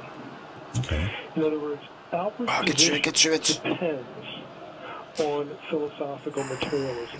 That all that is real is somehow biologically based or material based. Okay, I don't believe that. Lots of people don't believe it who have nothing theological invested in it. And lots of neuroscientists don't believe it. The real question comes down to, is all this stuff something the brain produces or something the brain receives or mediates or filters? You know, you have the radio and you have radio waves. Okay, you know, one of Alpha's things is, well, if you took this gene out, if you took this drug, it would sort of shut the thing off. Well, if I took the battery out of a radio that I've been listening to, I cannot conclude that the radio waves are not still there. Well, one of the things he did say, I want you to address this, is that, look, if you take somebody who is very religious and they have an accident, they hit their head, many times they're suddenly not religious anymore. Exactly what I would expect. That phenomenon works just fine with the idea that the brain is a receiver or filter of consciousness. You do not need to have the idea that the brain produces consciousness or is consciousness to explain that. Both paradigms can explain that very same thing. And again, I think on one hand, what Alpert's saying is I think more intelligent than weird stuff like the God helmet guy, you know, which I think is just ridiculous. So I'm going to give Alpert credit for coming up with a more thoughtful idea. It's not unique with him. I mean, somebody who's studied, again, this is something else I'm interested in. The whole problem, quote unquote, of consciousness gets into the mind-body problem, the mind-body issue. And neurosciences, you know, neuroscientists are divided on this issue. I mean, I would want to know, anyway, that was a good game. Well, why doesn't everyone believe in God? Why do some people who believe in God later Vision 40, here we come. Well, the numbers why are conceptions of God so different? Right. Let me repeat. The percentages are very, very high. I mean, even if you go to islands... Percentages for which? Those who believe either in God or a God. Those who worship. It's almost universal. You can go to islands that have been barely touched by... that. Okay. Nice. Well, I mean... Again, if we're going to, well, let's just throw the Bible in here again. Romans 1, Ecclesiastes teach the idea that since we are made by God, we are designed, okay, to want to seek Him. We have this innate sense, innate urge, again, this, and if we don't have that relationship, we have this gap or this empty space in us. So again, it's a very first century or more ancient way of saying just what you said. Nice. I mean, we would expect that if we are made in God's image, there would be something in us that would be attracted to Him, that would seek Him, that would feel incomplete without it. So that doesn't surprise me at all. And again, going back to the two sides of the issue, you don't need Alpert's position to explain that. Alpert would agree with a lot of what you just said. Oh, I know, and neuroscientists who would disagree with his explanation of it would also agree with him. There's a lot of agreement here. It comes down again to that sort of radio analogy. Come on, Messi, come on. Is it the thing that produces the sound waves, or does it receive them from somewhere else? So ultimately, it comes down to this issue of, are you a materialist or are you not? Okay. Silver balls every fucking time. Let's go back for a second to... Game burns my fucking head out. What about the argument that as we look around us every day, Mike, everything is just as it has to be? Now, you can attribute that to a maker, or you can attribute that to the fact that we're here, and we wouldn't be unless it was as it must be. 20 seconds.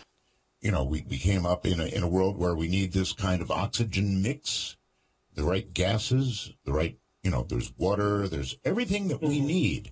Well, you can attribute that to a designer, 17, 18, if you 19, wish, 20. or you can attribute it to the fact that it couldn't be any other way. And have us... Right, well, that's true, and someone. But you've been fucking Hugh silver Ross ball. Before. This is exactly where Hugh Ross is at. The so-called anthropic principle. Right.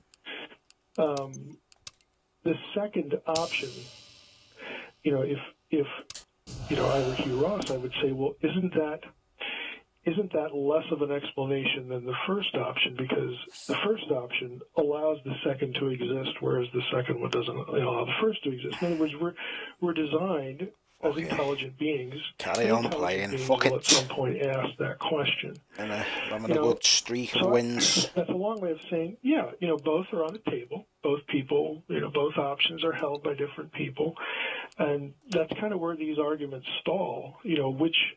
It becomes a philosophical argument rather than a scientific argument. Which one is more coherent? And that's where the argument takes place. I think the argument for theism is more coherent. Would you think that if you were addressing a whole room full of ufologists, would you basically tell them they're wasting their time? No. If it's ancient alien stuff, I would say yes, you're wasting your time.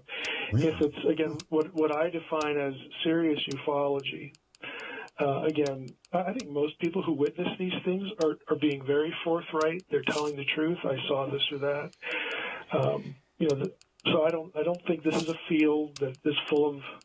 We have hoaxers, but I don't think it's full of them or people who want publicity and all. Again, we know those people are out there, but for the most part, I think people really are serious about it, really want to know. And I'm in that bunch that would like to know. And so if we're talking about in our world today, again, back to the technological and the biological question, since I think it's reasonable to discuss the idea that extraterrestrials could exist. They do fucking exist. They do. And it's impossible that they don't. Sighting or a crash or whatever it is, that might help us answer one of those questions. Why not? Why shouldn't we be doing that? So I don't think they're wasting their time at all. Okay, here's one for you. This is just a what if. I'd kind of like to know how Mike would react. Okay, is that all right? Mm-hmm. Sure. If we were contacted, if we were suddenly to receive a signal, and that signal was verified by everybody in sight as being extraterrestrial, and the signal included the information that, yes, we have been watching you since it all began for you, since you became intelligent beings, and we are your makers. I wonder how you personally would react to that. I would like proof for that.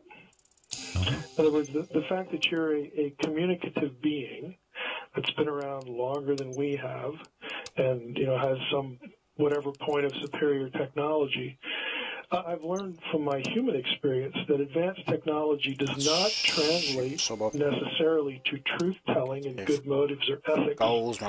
And so I'm going to assume that you perhaps evolved along the same trajectories, and so I need you to prove that case. And then I'd also like to know, why are you telling me that? Are you trying to make me fear you? Just want to start losing a lot. Me for Division your 4, overlordship? Nightmare Division. Or what is it? I mean, I would want it to be a conversation rather than a statement. And I think a lot of what I would think past that would have a lot to do with the reaction. I don't know, perhaps as a father would sit down with a matured son and explain to him that, I don't know, son, you're 21 now, and I've got to tell you that we adopted you when you were very young, or, something like that. In other words, we had matured to the point that we were prepared or we were ready to hear something like that.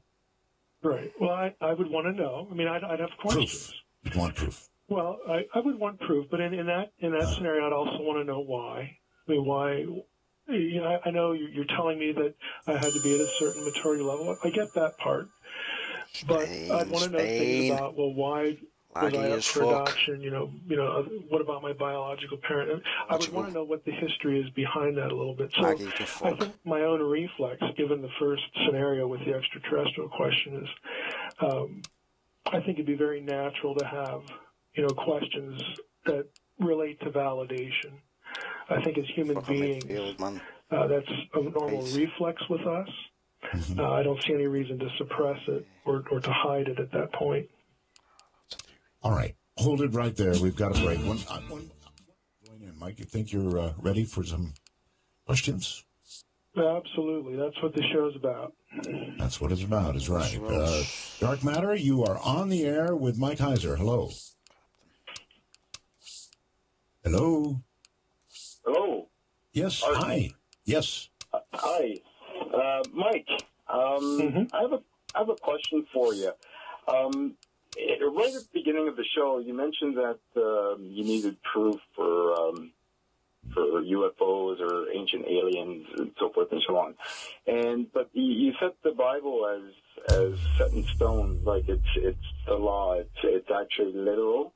But there's no proof of the Bible or God. Can you provide proof that there is a God or a creator? Atheist. Well, I didn't say that the Bible is literal. Aliens, ancient aliens. During the conversation, I've pretty much said the exact opposite. But your fundamental question is, can I prove that there's a God? If you're asking for scientific proof, the answer is no, because, again, the theological idea, the philosophical idea, is that God is distinct from creation, so you can't put him under a microscope and prove it. This is why the argument is philosophical, and what I mean by that is what is more coherent? The idea that everything is here because of nothing or everything is here because of something. So when it comes to the philosophical argument, yeah, I think there are really good philosophical arguments that favor the existence of a being that we would call God. Okay, so the being could be God, or it could be an alien, or some other. In terms of an alien, I mean, I think we have to be on the same page here. I kind of think we are. I define the alien as an extraterrestrial life form that is the product of evolution. Oh, nice little spinner. Different. Go on, Beckham. God. So there's a disconnect there. I'd have to hear what you thought about that. Okay, because in terms of other civilizations or God or Adam and Eve, I mean, I look at the Bible, and it depends. You take some passages that are metaphoric, and again, you went back to the author, the writers of the Bible. How can you prove that what they've written in the Bible itself is literal or metaphoric, or nice one. What do you think about that? Fuck off. On one level, I don't care, because I think the point of the Bible is not to teach us science. I think creation is something that we should study, something that God would expect us to study. Science is just as much of a worthy endeavor as, pastoring a church or something like that. Always fucking can't get the final shot. Not just with the Bible, but other ancient texts are coherent. We didn't put creation here. The creation we experience is, we're not responsible for it, so somebody else must be. Because that takes you into this idea of a creator, and I think that's a reasonable assumption. It didn't make but Mike, I think that a lot of ideas that talk about previous civilizations and or this is mine now. Creatures from elsewhere, they're coherent. Get in there. These ideas are coherent, and it does seem to me, Mike, that when it comes to those sorts of things, you demand a very great level of proof. But when it comes, you know where I'm going, right? Yeah. Maybe that's kind of what the caller's saying here. Well, when it the demand for proof for a biological entity, I would like biology. When it comes to the demand for proof for a non-biological entity like God, then I think by definition we have to look at it philosophically, the rules of logic and things. It's kind of the difference between scientific evidence and legal evidence. We use them both, but they're not the same, and we can argue about which one's better. But the fact is that each of them applies in its different realm. And so, I can't reproduce a crime or some event that happened in court. But I can argue, again, using the rules of logic and points of evidence, for this scenario is more coherent than this other scenario over here. So I think the requirements for both are appropriate to the realms in which they're operating. So you have faith in God, but in terms of a biological being, you need actual physical proof. Your faith in God is basically your proof that there is a creator, which you call God, fucking play. But if no, I would not use the word faith. I would use the idea that there is a God is more reasonable. I don't really divorce reason and faith, that much. And I mean, some people do, some people don't. But I think faith without reason is pretty useless. Right. I mean, I look at faith as just something in your head, just something that you believe in, but there is no actual proof. Okay. But you do have reasons that you believe in whatever it is you believe, and I think that's perfectly appropriate. So what I'm saying is, I believe that it's more coherent to believe in a creator than not. To me, that's more reasonable. And this isn't a logic class, so we don't need to, go down a really boring road for radio. But I'm hoping you get the idea. Yeah, I do. I'm just trying to understand, like, faith and actual proof of biological being the creator.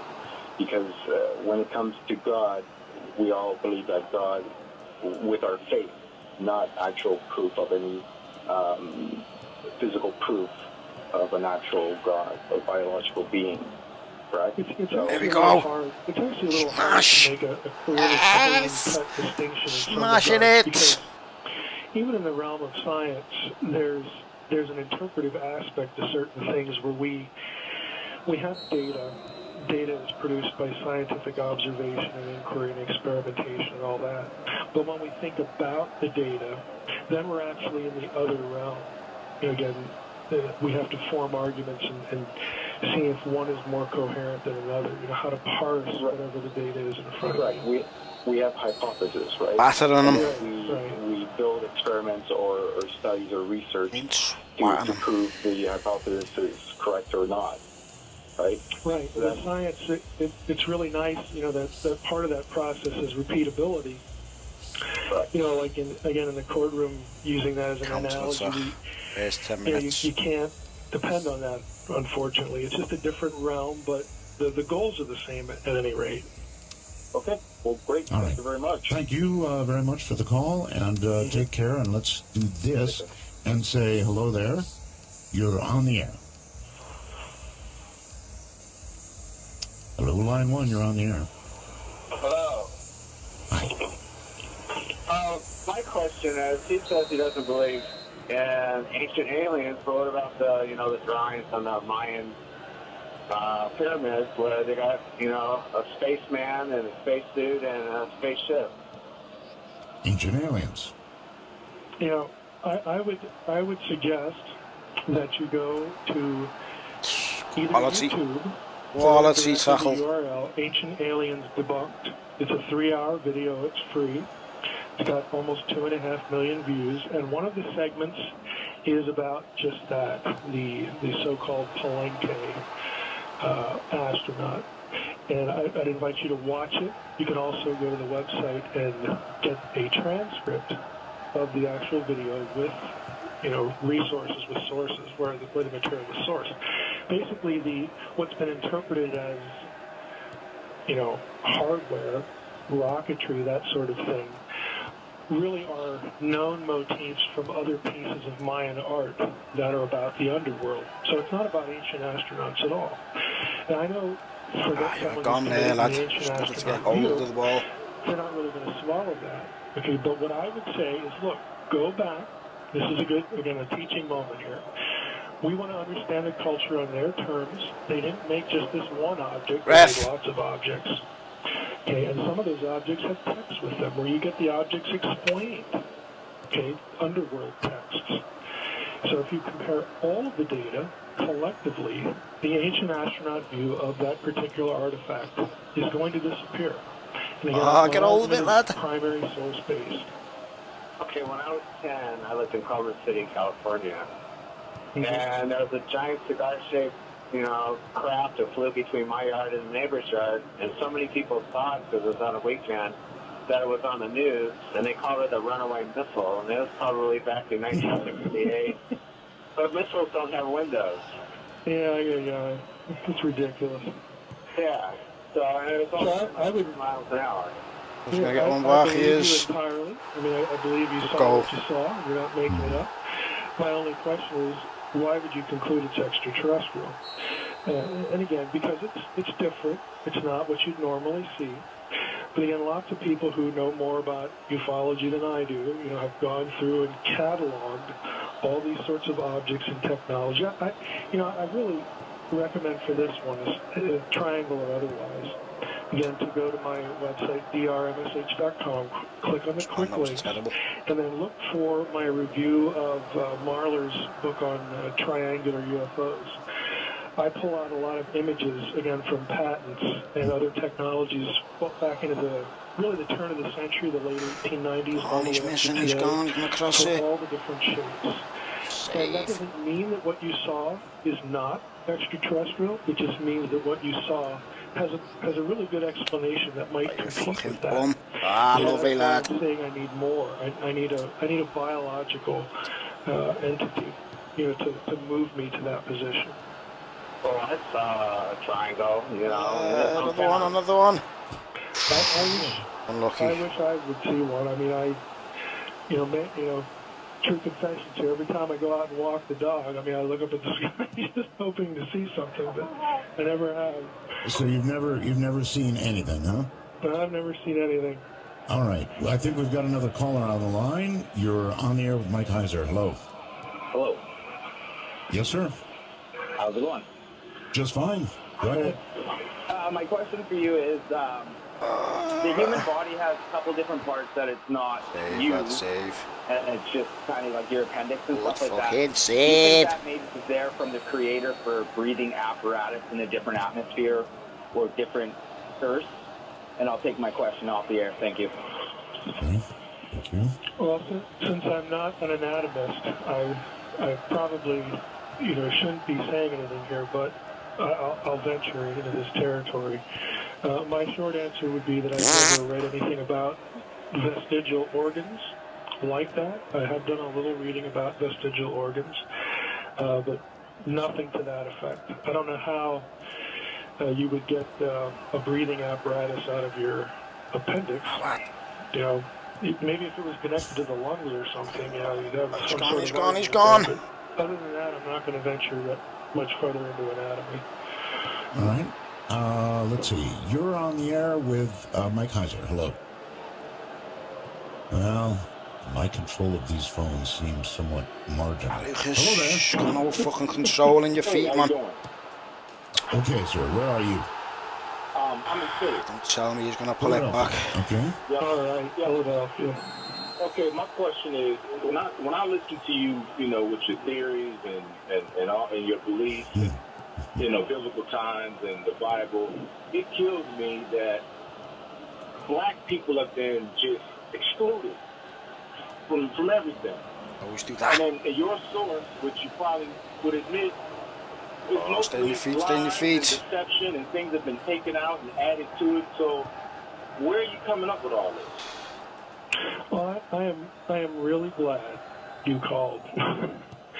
Believe it or not, this is something I'm really interested in. The whole how the Bible was used to justify really terrible views this of Division racism. 4 campaign off to a good start. Again, for your listeners who are interested in this, and for the caller, I would recommend getting a book called Adam's Ancestors. Okay, it's a scholarly book. It's dense, but you're going to love it because it shows essentially how this happened. And it's not an issue of what's in the Bible. It's an issue of how badly, how poorly people thought about the Bible in the wake of in the 1500s, discovering new peoples and other continents, the discovery of the New World. I mean, I agree with you. I think there's been horrific Bible interpretation that has been foisted on not just the Christian community, but on the African American community, that's just ridiculous and shameful, and it's abominable. The Bible itself doesn't teach a lot of what people say it teaches, and this is one of the best examples in the world. Well, and I understand where you're coming from, but my point is also, like you said, when the Bible was put together in the 14th and 15th century, they excluded my people from almost everything. Well, everything, you know. And so when you do something like that, how can, you know, now in the 21st century, a person like you could speak, you know, with such authority about who the Creator is and what took place during biblical times? You know, I feel like you probably got a white Jesus hanging at your house. And until you get rid of that, how can you sit up here and talk about the Creator? I mean, it kills me. I mean, when I hear white people talk about religion and I'm black and they exclude my whole, I mean, everything. And they talk with such authority and I think almost arrogance. I mean, it just kills me. Well, I don't have a white Jesus. I have a Middle Eastern Jesus because that is the context for Jesus. The Bible doesn't talk about white Europeans. It knows nothing of Nordic races or white European races or anything like this. So what you're attacking and what you're upset with, I'd agree with you. Okay? It's just really crappy Bible interpretation. I don't know how else to put it, but these kinds of ideas that you're reacting against have come basically because people handled the Bible really, really badly. Now, I'll correct you on one point. It wasn't put together in the 14th and 15th centuries. I was referring to the Reformation. That's a Christian tradition. It has nothing to do with when the Bible was produced. It's much older than that. But it's a Mediterranean-centered document. It's an ancient Near Eastern-centered document. You can say blacks are excluded. There's actually more African American material in the Bible than there is white European material. There's no white European material. It's a totally foreign world. Mike, hold it right there. I've got control of some software here, so I hope. You're on the air with Mike Heiser. Hello. Hello. Hello. Yes. Hi. Hi, Roswell Art. This is a very interesting subject that I think that everybody contemplates at some point. My question is, and it pertains to something that I've seen when I was younger. I've seen a creature that was obviously not human, but did possess obvious technology that was not introduced to us until much later years. But what I want to know exactly what you saw. Was this a humanoid type creature or what? This was a humanoid lizard type person. I was within 4 feet of it. I lived in the Midwest. In the 1970s, we had no air conditioning units. You left your windows open in the summer times. Being a kid, the storm windows that you have, to keep the bugs out. Mine was busted out from basketball, so it was just basically an open window. I was sitting in bed. I've always been a very light sleeper, and I found myself sitting up, and I was watching the back of a creature that was obviously lizard-type creature. This creature, I was fascinated, but as a kid, I don't think being a kid, you get scared at just observing things. I observed this thing in fascination. This thing turned around and looked at me. I looked right at its eyes, and I didn't see eyes. What I seen were what looked like glass bulbs that had a red tinge around the very edge of it, such as what you would see maybe as nighttime vision. That's I've seen that. I'd never go to sleep ever again. Never had that in my possession. It's not evidence other than what I look back on and review it. All right. You said you were a kid. How old were you? I was 11 years old. 11 years old, and you were not asleep. I was not asleep. I was sitting up in my bed observing this as it was going At what age did you start smoking crystal meth? The items that I had on my dresser. And when this thing turned around and looked at me, it probably looked at me for what seemed like a long time, but in reality was probably 2 to 3 seconds. Now, this is where people think that, and they laugh at me, that it's hokey pokey. This thing took its hand, which did have fingers. I don't recall how many fingers it had, and they weren't like dexterous fingers like human fingers. It was actually like animal-type fingers, and it touched a yellow belt that it was wearing, and I watched this thing disappear. Okay? Now, I don't know how much time has passed, but I then, like, regained a consciousness. My closet door was open, and this same creature was rummaging around in my closet. I was still not panicked because it was moving slow. This thing did turn, you know, and observe me. It was observing my condition of me observing it. Once it observed that I had seen it again, this thing moved so fast that it was like a strobe light, and it leaped right out that open window. And that's when I panicked. As a kid, I panicked when it moved fast.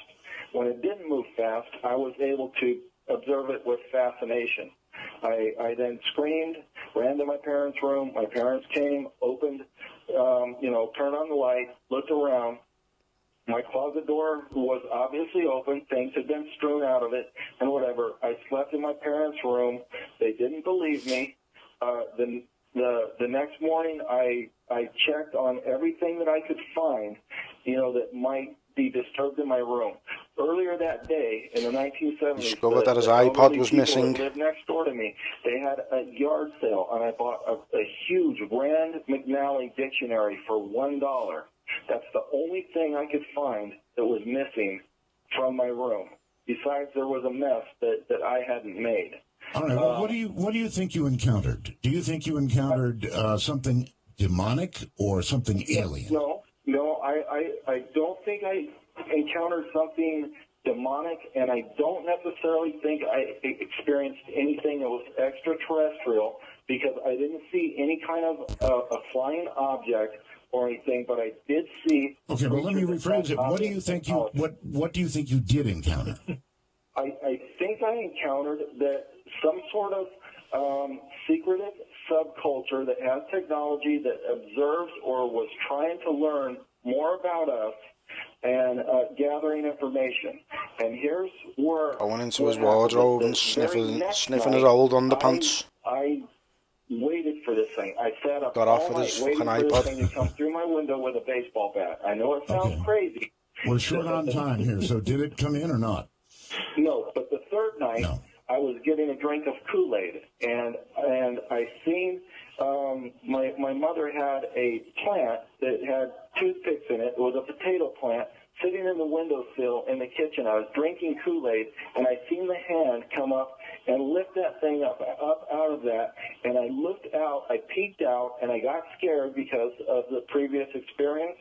Yes. And I seen this thing, packing this thing into a cardboard box. Come on, game. One more game. Box up, looked at me now for the second time that it had seen me. Our garage was detached. This thing took about 4 steps and leaped up on the top of our garage and walked off towards the back where I couldn't see it. I couldn't wait until the next morning to get out there and climb up on top of the garage to see if there was some sort of fort, a nest, or anything. There was no evidence. There was nothing. Okay, well, it sounds to me like you drank the Kool-Aid, all right. Mike, yeah, laugh, I know, but people have these encounters. Sure. Absolutely. He described a creature that was lizard-like. In what category, pray tell, would you put that? Donna, you fucking bastard. Well, the not shocking answer is, I don't know what the guy saw. I mean, I could take up the time and go through the 4 or 5 different categories of, people who've, studied abduction research and the so-called, old hag and, the night terrors and all this stuff, and come up with categories that this could go into. But ultimately, I don't know what the guy saw. Mike, does your philosophy allow for demons? demonic entities? Yeah, I believe in a non-material. Since I'm a theist, I'm not a materialist. I believe in the so-called, for lack of a better term, spiritual world. Non-human intelligences that are disembodied and all that kind of stuff. I'm going to say something. This might be a little controversial here. Well, you're a little controversial. I mean, in what you believe and demand evidence for versus what you have faith in and don't. Okay, go ahead. Go ahead. If this happened to somebody that I knew personally, we had a good relationship, the first thing I would want to know was, were you living near a military installation, or do you have near relatives in the military? Now, the reason it's controversial is, as I will confess, I have been influenced by the work of people like Leah Haley, who believe a lot of this stuff, the whole MYCLUB thing. For somebody like her who was deeply entrenched in abduction research and this sort of stuff, for her to take the position she does now and for the reason she does, that would be really, really, really on the forefront of my mind. Again, if this happened to me, I particularly knew, but ultimately the honest answer is I don't really know what the guy saw. I think there could be interdimensional realities, spiritual realities. It's all vocabulary we have to use for this non-material world. Again, I'm not a materialist, so I believe these things could exist, but if you're going to put it in the extraterrestrial category, I'd like to first know that there are, such biological entities as opposed to, some other description, non-biological description. Okay. All right. Let's see. You are on the air with Mike Heiser. Hello. Hello, Art. Yes. Hey, Roswell, first-time caller. I'm just west from northern Michigan right now. I just wanted to ask your guest what his ideas, his thoughts are on other dimensions, higher dimensions, and which is something that really cannot be proved, actually. And if he does believe in a God, does he or does he not believe if it's like a multi-dimensional being, which in itself means that it cannot be proved? All right, let's start with the dimensions. Theoretical physics right now. Because I'm on a fucking blind. Lovely save. Once again. More than all these dimensions. And the caller's right. I mean, you can't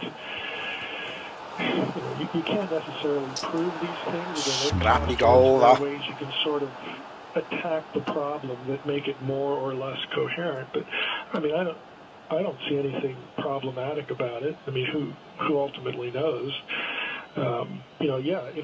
If there is a God, that God, that deity, could by definition exist outside our time and space and intrude upon our time and space, come and go, all that sort of thing. I don't have any problem with those suggestions by the world of physics, theoretical physics. Okay. Okay, thank you. All right, you're very welcome. Take care. Or God could exist across all of those dimensions. Sure. Shit. We don't know. Okay, not first time, we're only talking about. You're on the air with Mike Heiser. Hello. One number, many people. Hello? Hi. Hi. Go on, Willian. Yeah, go ahead. Okay, I'm sorry. My question is that including Roswell and hello, Mike. Keep it in, Bolts, keep it in. This stuff is going on in the Middle East. Does that make the Christianity, Muslim fighting a moot point? That the Bible really doesn't matter much other than a directional?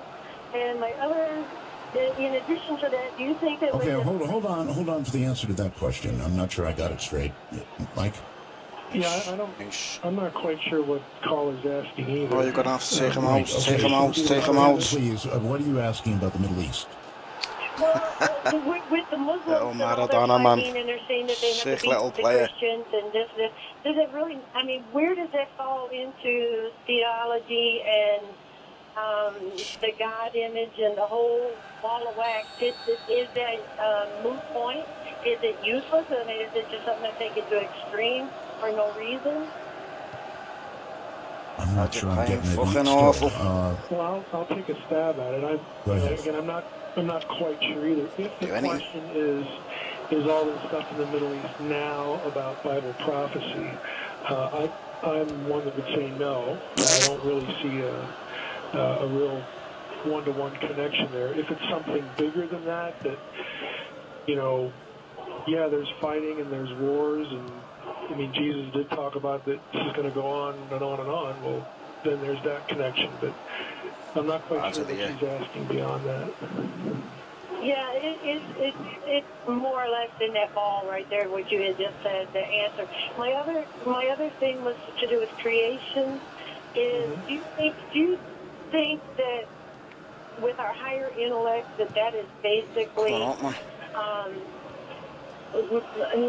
not to be rude, but you could take a redneck and try to explain something to them, and they're not getting it. Whereas you could take a scholar, and it's the most simplest thing to them. Do you think that our intellect allows us to see these other dimensions and things that other people wouldn't comprehend? Yeah, I don't see how someone's fucking smashing me head in of this or that piece of content, in other words, their intelligence. I don't see any correlation of that being some sort of gateway to goals he scored, and Maradona is unbelievable. That's the best way I can answer that.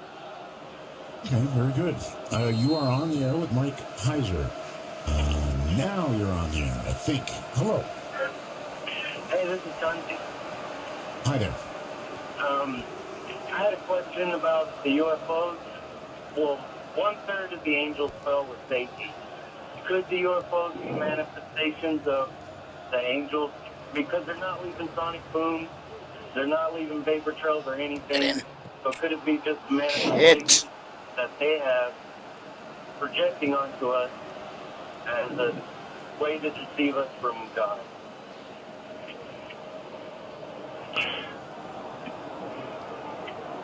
You know what I mean? Yeah. I was just waiting to see if you were done. Oh, yeah. Oh, well, this will open up a can of worms here. First, I don't actually believe that there's any passage in the Bible that says 1/3 of the angels fell with Satan. I can't get it in. The poem is from Revelation 12, but the comment about the third of the stars is actually in connection with the first coming of Jesus. So it's not. The whole idea of an angelic rebellion, as far as the Bible goes, yes, hold on back. So you can tell I'll get some good email out of that one. Oh, I'm sure you will. Is this the start of the comeback? I mean, I do believe that there are angels and demons and all this kind of stuff. I just don't believe that particular thing. But it could be. Set that to the side. The whole thing about UFOs and angels. It could be. For me, when we talk about UFOs, we're talking about craft. About entities that are humanoid. Angels in the Bible are always depicted in human appearance, which is quite different than these craft. They don't need craft. Again, if this is an interdimensional reality, you don't need nuts and bolts technology to carry you from one place to another. If you have command over dimensional passage, you don't need to get into anything that's going to burn fuel to get you there. All right. Let's see. You're on the air with Mike Heiser. Hello. Hello. Hi. Got me? I got you. Hey, this is Billy. How y'all doing today? Fine, Billy. Good. I got a couple questions. I got a point to make. And first of all, you've read that we're all over the page here. First we got fucking Creator, which is the Lord, right? Okay. So you need a biological point. So let's just say here, if a alien kidnapped us was infecting us, would you think that he would need a biological point too? Everything is molecular and made up by molecular. And if you have a creator, the creator made the molecular for it. You know what I'm saying? Okay, Mike. Mike. If you're breathing into the phone. Okay. Okay, there you go. Go ahead, Mike. This is why I'm a dualist. Yeah, I come back right All my fathers. point. I'll leave you alone here. Numpties. Okay. With the African American that was talking earlier. Now, if you read the Bible, then when it had Cain and Abel, and Cain killed Abel, right?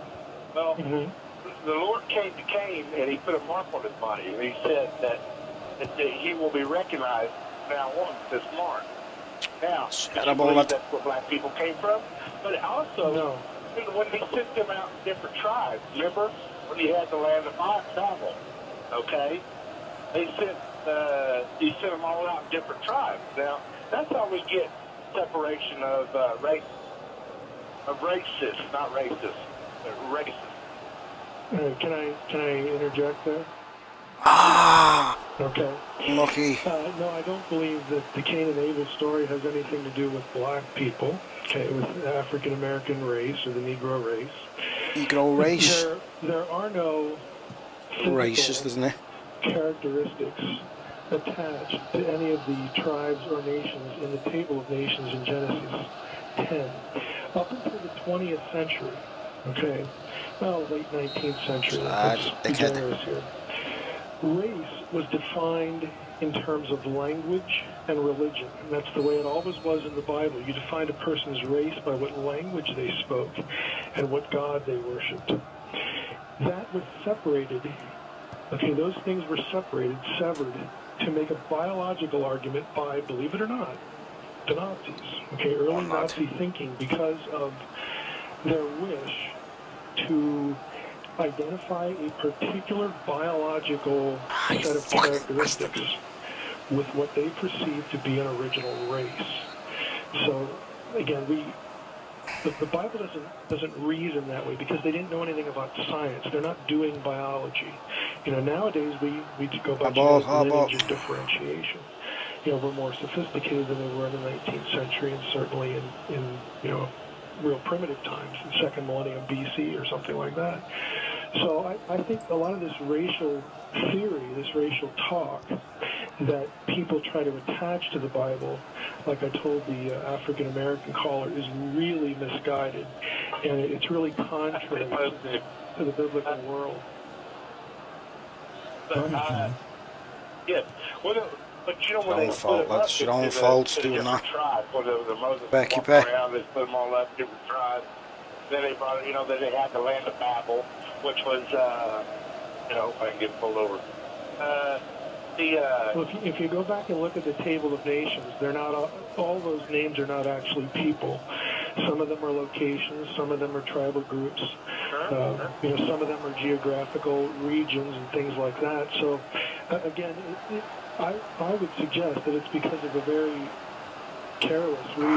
It's hard to wriggle through. This goes back to the late 19th century of passages like Babel that we get a lot of the racism that we've been living through in the 20th century and still in the 21st century. And go on, Bolts. Think on those terms because it wasn't about physical characteristic. It was about language and about, again, which part of divine turf are you on and what God do you worship and that sort of thing. So my view of these passages is really linked to the biblical world itself and not, you know, what Christians or Jews or Aryans or whoever, Europeans, did with the Bible in later times. Okay, what do you think about left wing? You were saying you were needing a biological proof. What biological proof would it take for you to gain your faith and to believe? Get in! Ah, you fucking jammy bastard! Because it actually takes me into sequel territory. I'm almost done with the sequel to the facade, which is called the portent. So I'll try not to dance too badly here. But let me say it this way. It would be sufficient to me to either have something microbial, the elements of which could not come from Earth. In other words, non-terrestrial, clearly non-terrestrial elements. Something that's microbial or bigger that had to go by the same set of criteria in non-terrestrial stuff. Now the problem is, if you know what synthetic biology is, and if your listeners are interested in this and want to find out about it, look at the book called Regenesis. It's by the guy who teaches genetics at Harvard. Synthetic biology means not only can we read DNA, but we can write it from the atomic level on up. And what that means is that in our near future, 10, 20, 30 years out, we will be actually able to create DNA that has never existed before and cannot exist on Earth. Now, if you have someone that can do that, it's just the game that got away from me. Best evidence, and that's the problem. I'm gonna win this. I read a lot of this weird stuff, this weird technology stuff. It's a little scary because since I'm into ufology, I take the whole paranoia of the military-industrial complex pretty seriously. I'm suspicious of it. I'm suspicious of the black world. And if they're talking about this at Harvard, I know that. Yes! So it's a little Come on! for me. So I'm being honest with you. That would do it for me. But in the back of my mind, I'd still be wondering, okay, is this real? Or did somebody make it to almost create almost like a genetic Photoshop? It's even worse. Look, nowadays, if we think of what you could do, Art. If you have the ability to write your own DNA, you just make it up. Oh, that was awful. And now marry that to 3D printers, that idea, again, that piece of technology. I mean, it's really frightening. Oh, yes. To goodness, Beckham's heresy. That if someone wanted to, they could do that kind of thing to move people towards certain sets of beliefs that would put them in situations where their behavior was predictable to steer them in certain directions. Yeah, I wonder what you're going to do then, Mike. I'm serious. What are you going to do then? When somebody can come forth with a creature that they have, in essence, created, and they're going to present it to you, and you're going to have biological evidence in front of you. Then what? This is why I write fiction. Because I want to confront myself with that problem. You know, the honest answer is I don't know. You know, I would sort of be predisposed to thinking, okay, this is probably real. I'm probably being too paranoid again to think that someone would have this kind of power and would want to wield it for, God only knows what purpose. Have a go, lad, have a go. I'm telling you, maybe I've been in ufology too long, but I just have this strong, you fucking suspicion that, power. I can think these thoughts. People who are a lot smarter than me can think these thoughts too. Okay. And it's kind of a dilemma. All right. Fuck you. Hello. Hi. Hello. How you doing, Art? I'm jumping off now. Fuck it. I love your show. So your show is so wonderful and get ready for the Spain I have Portugal a real game. Question for you haven't done so. Add me, man. Yes, you have just explained a whole lot of things that would basically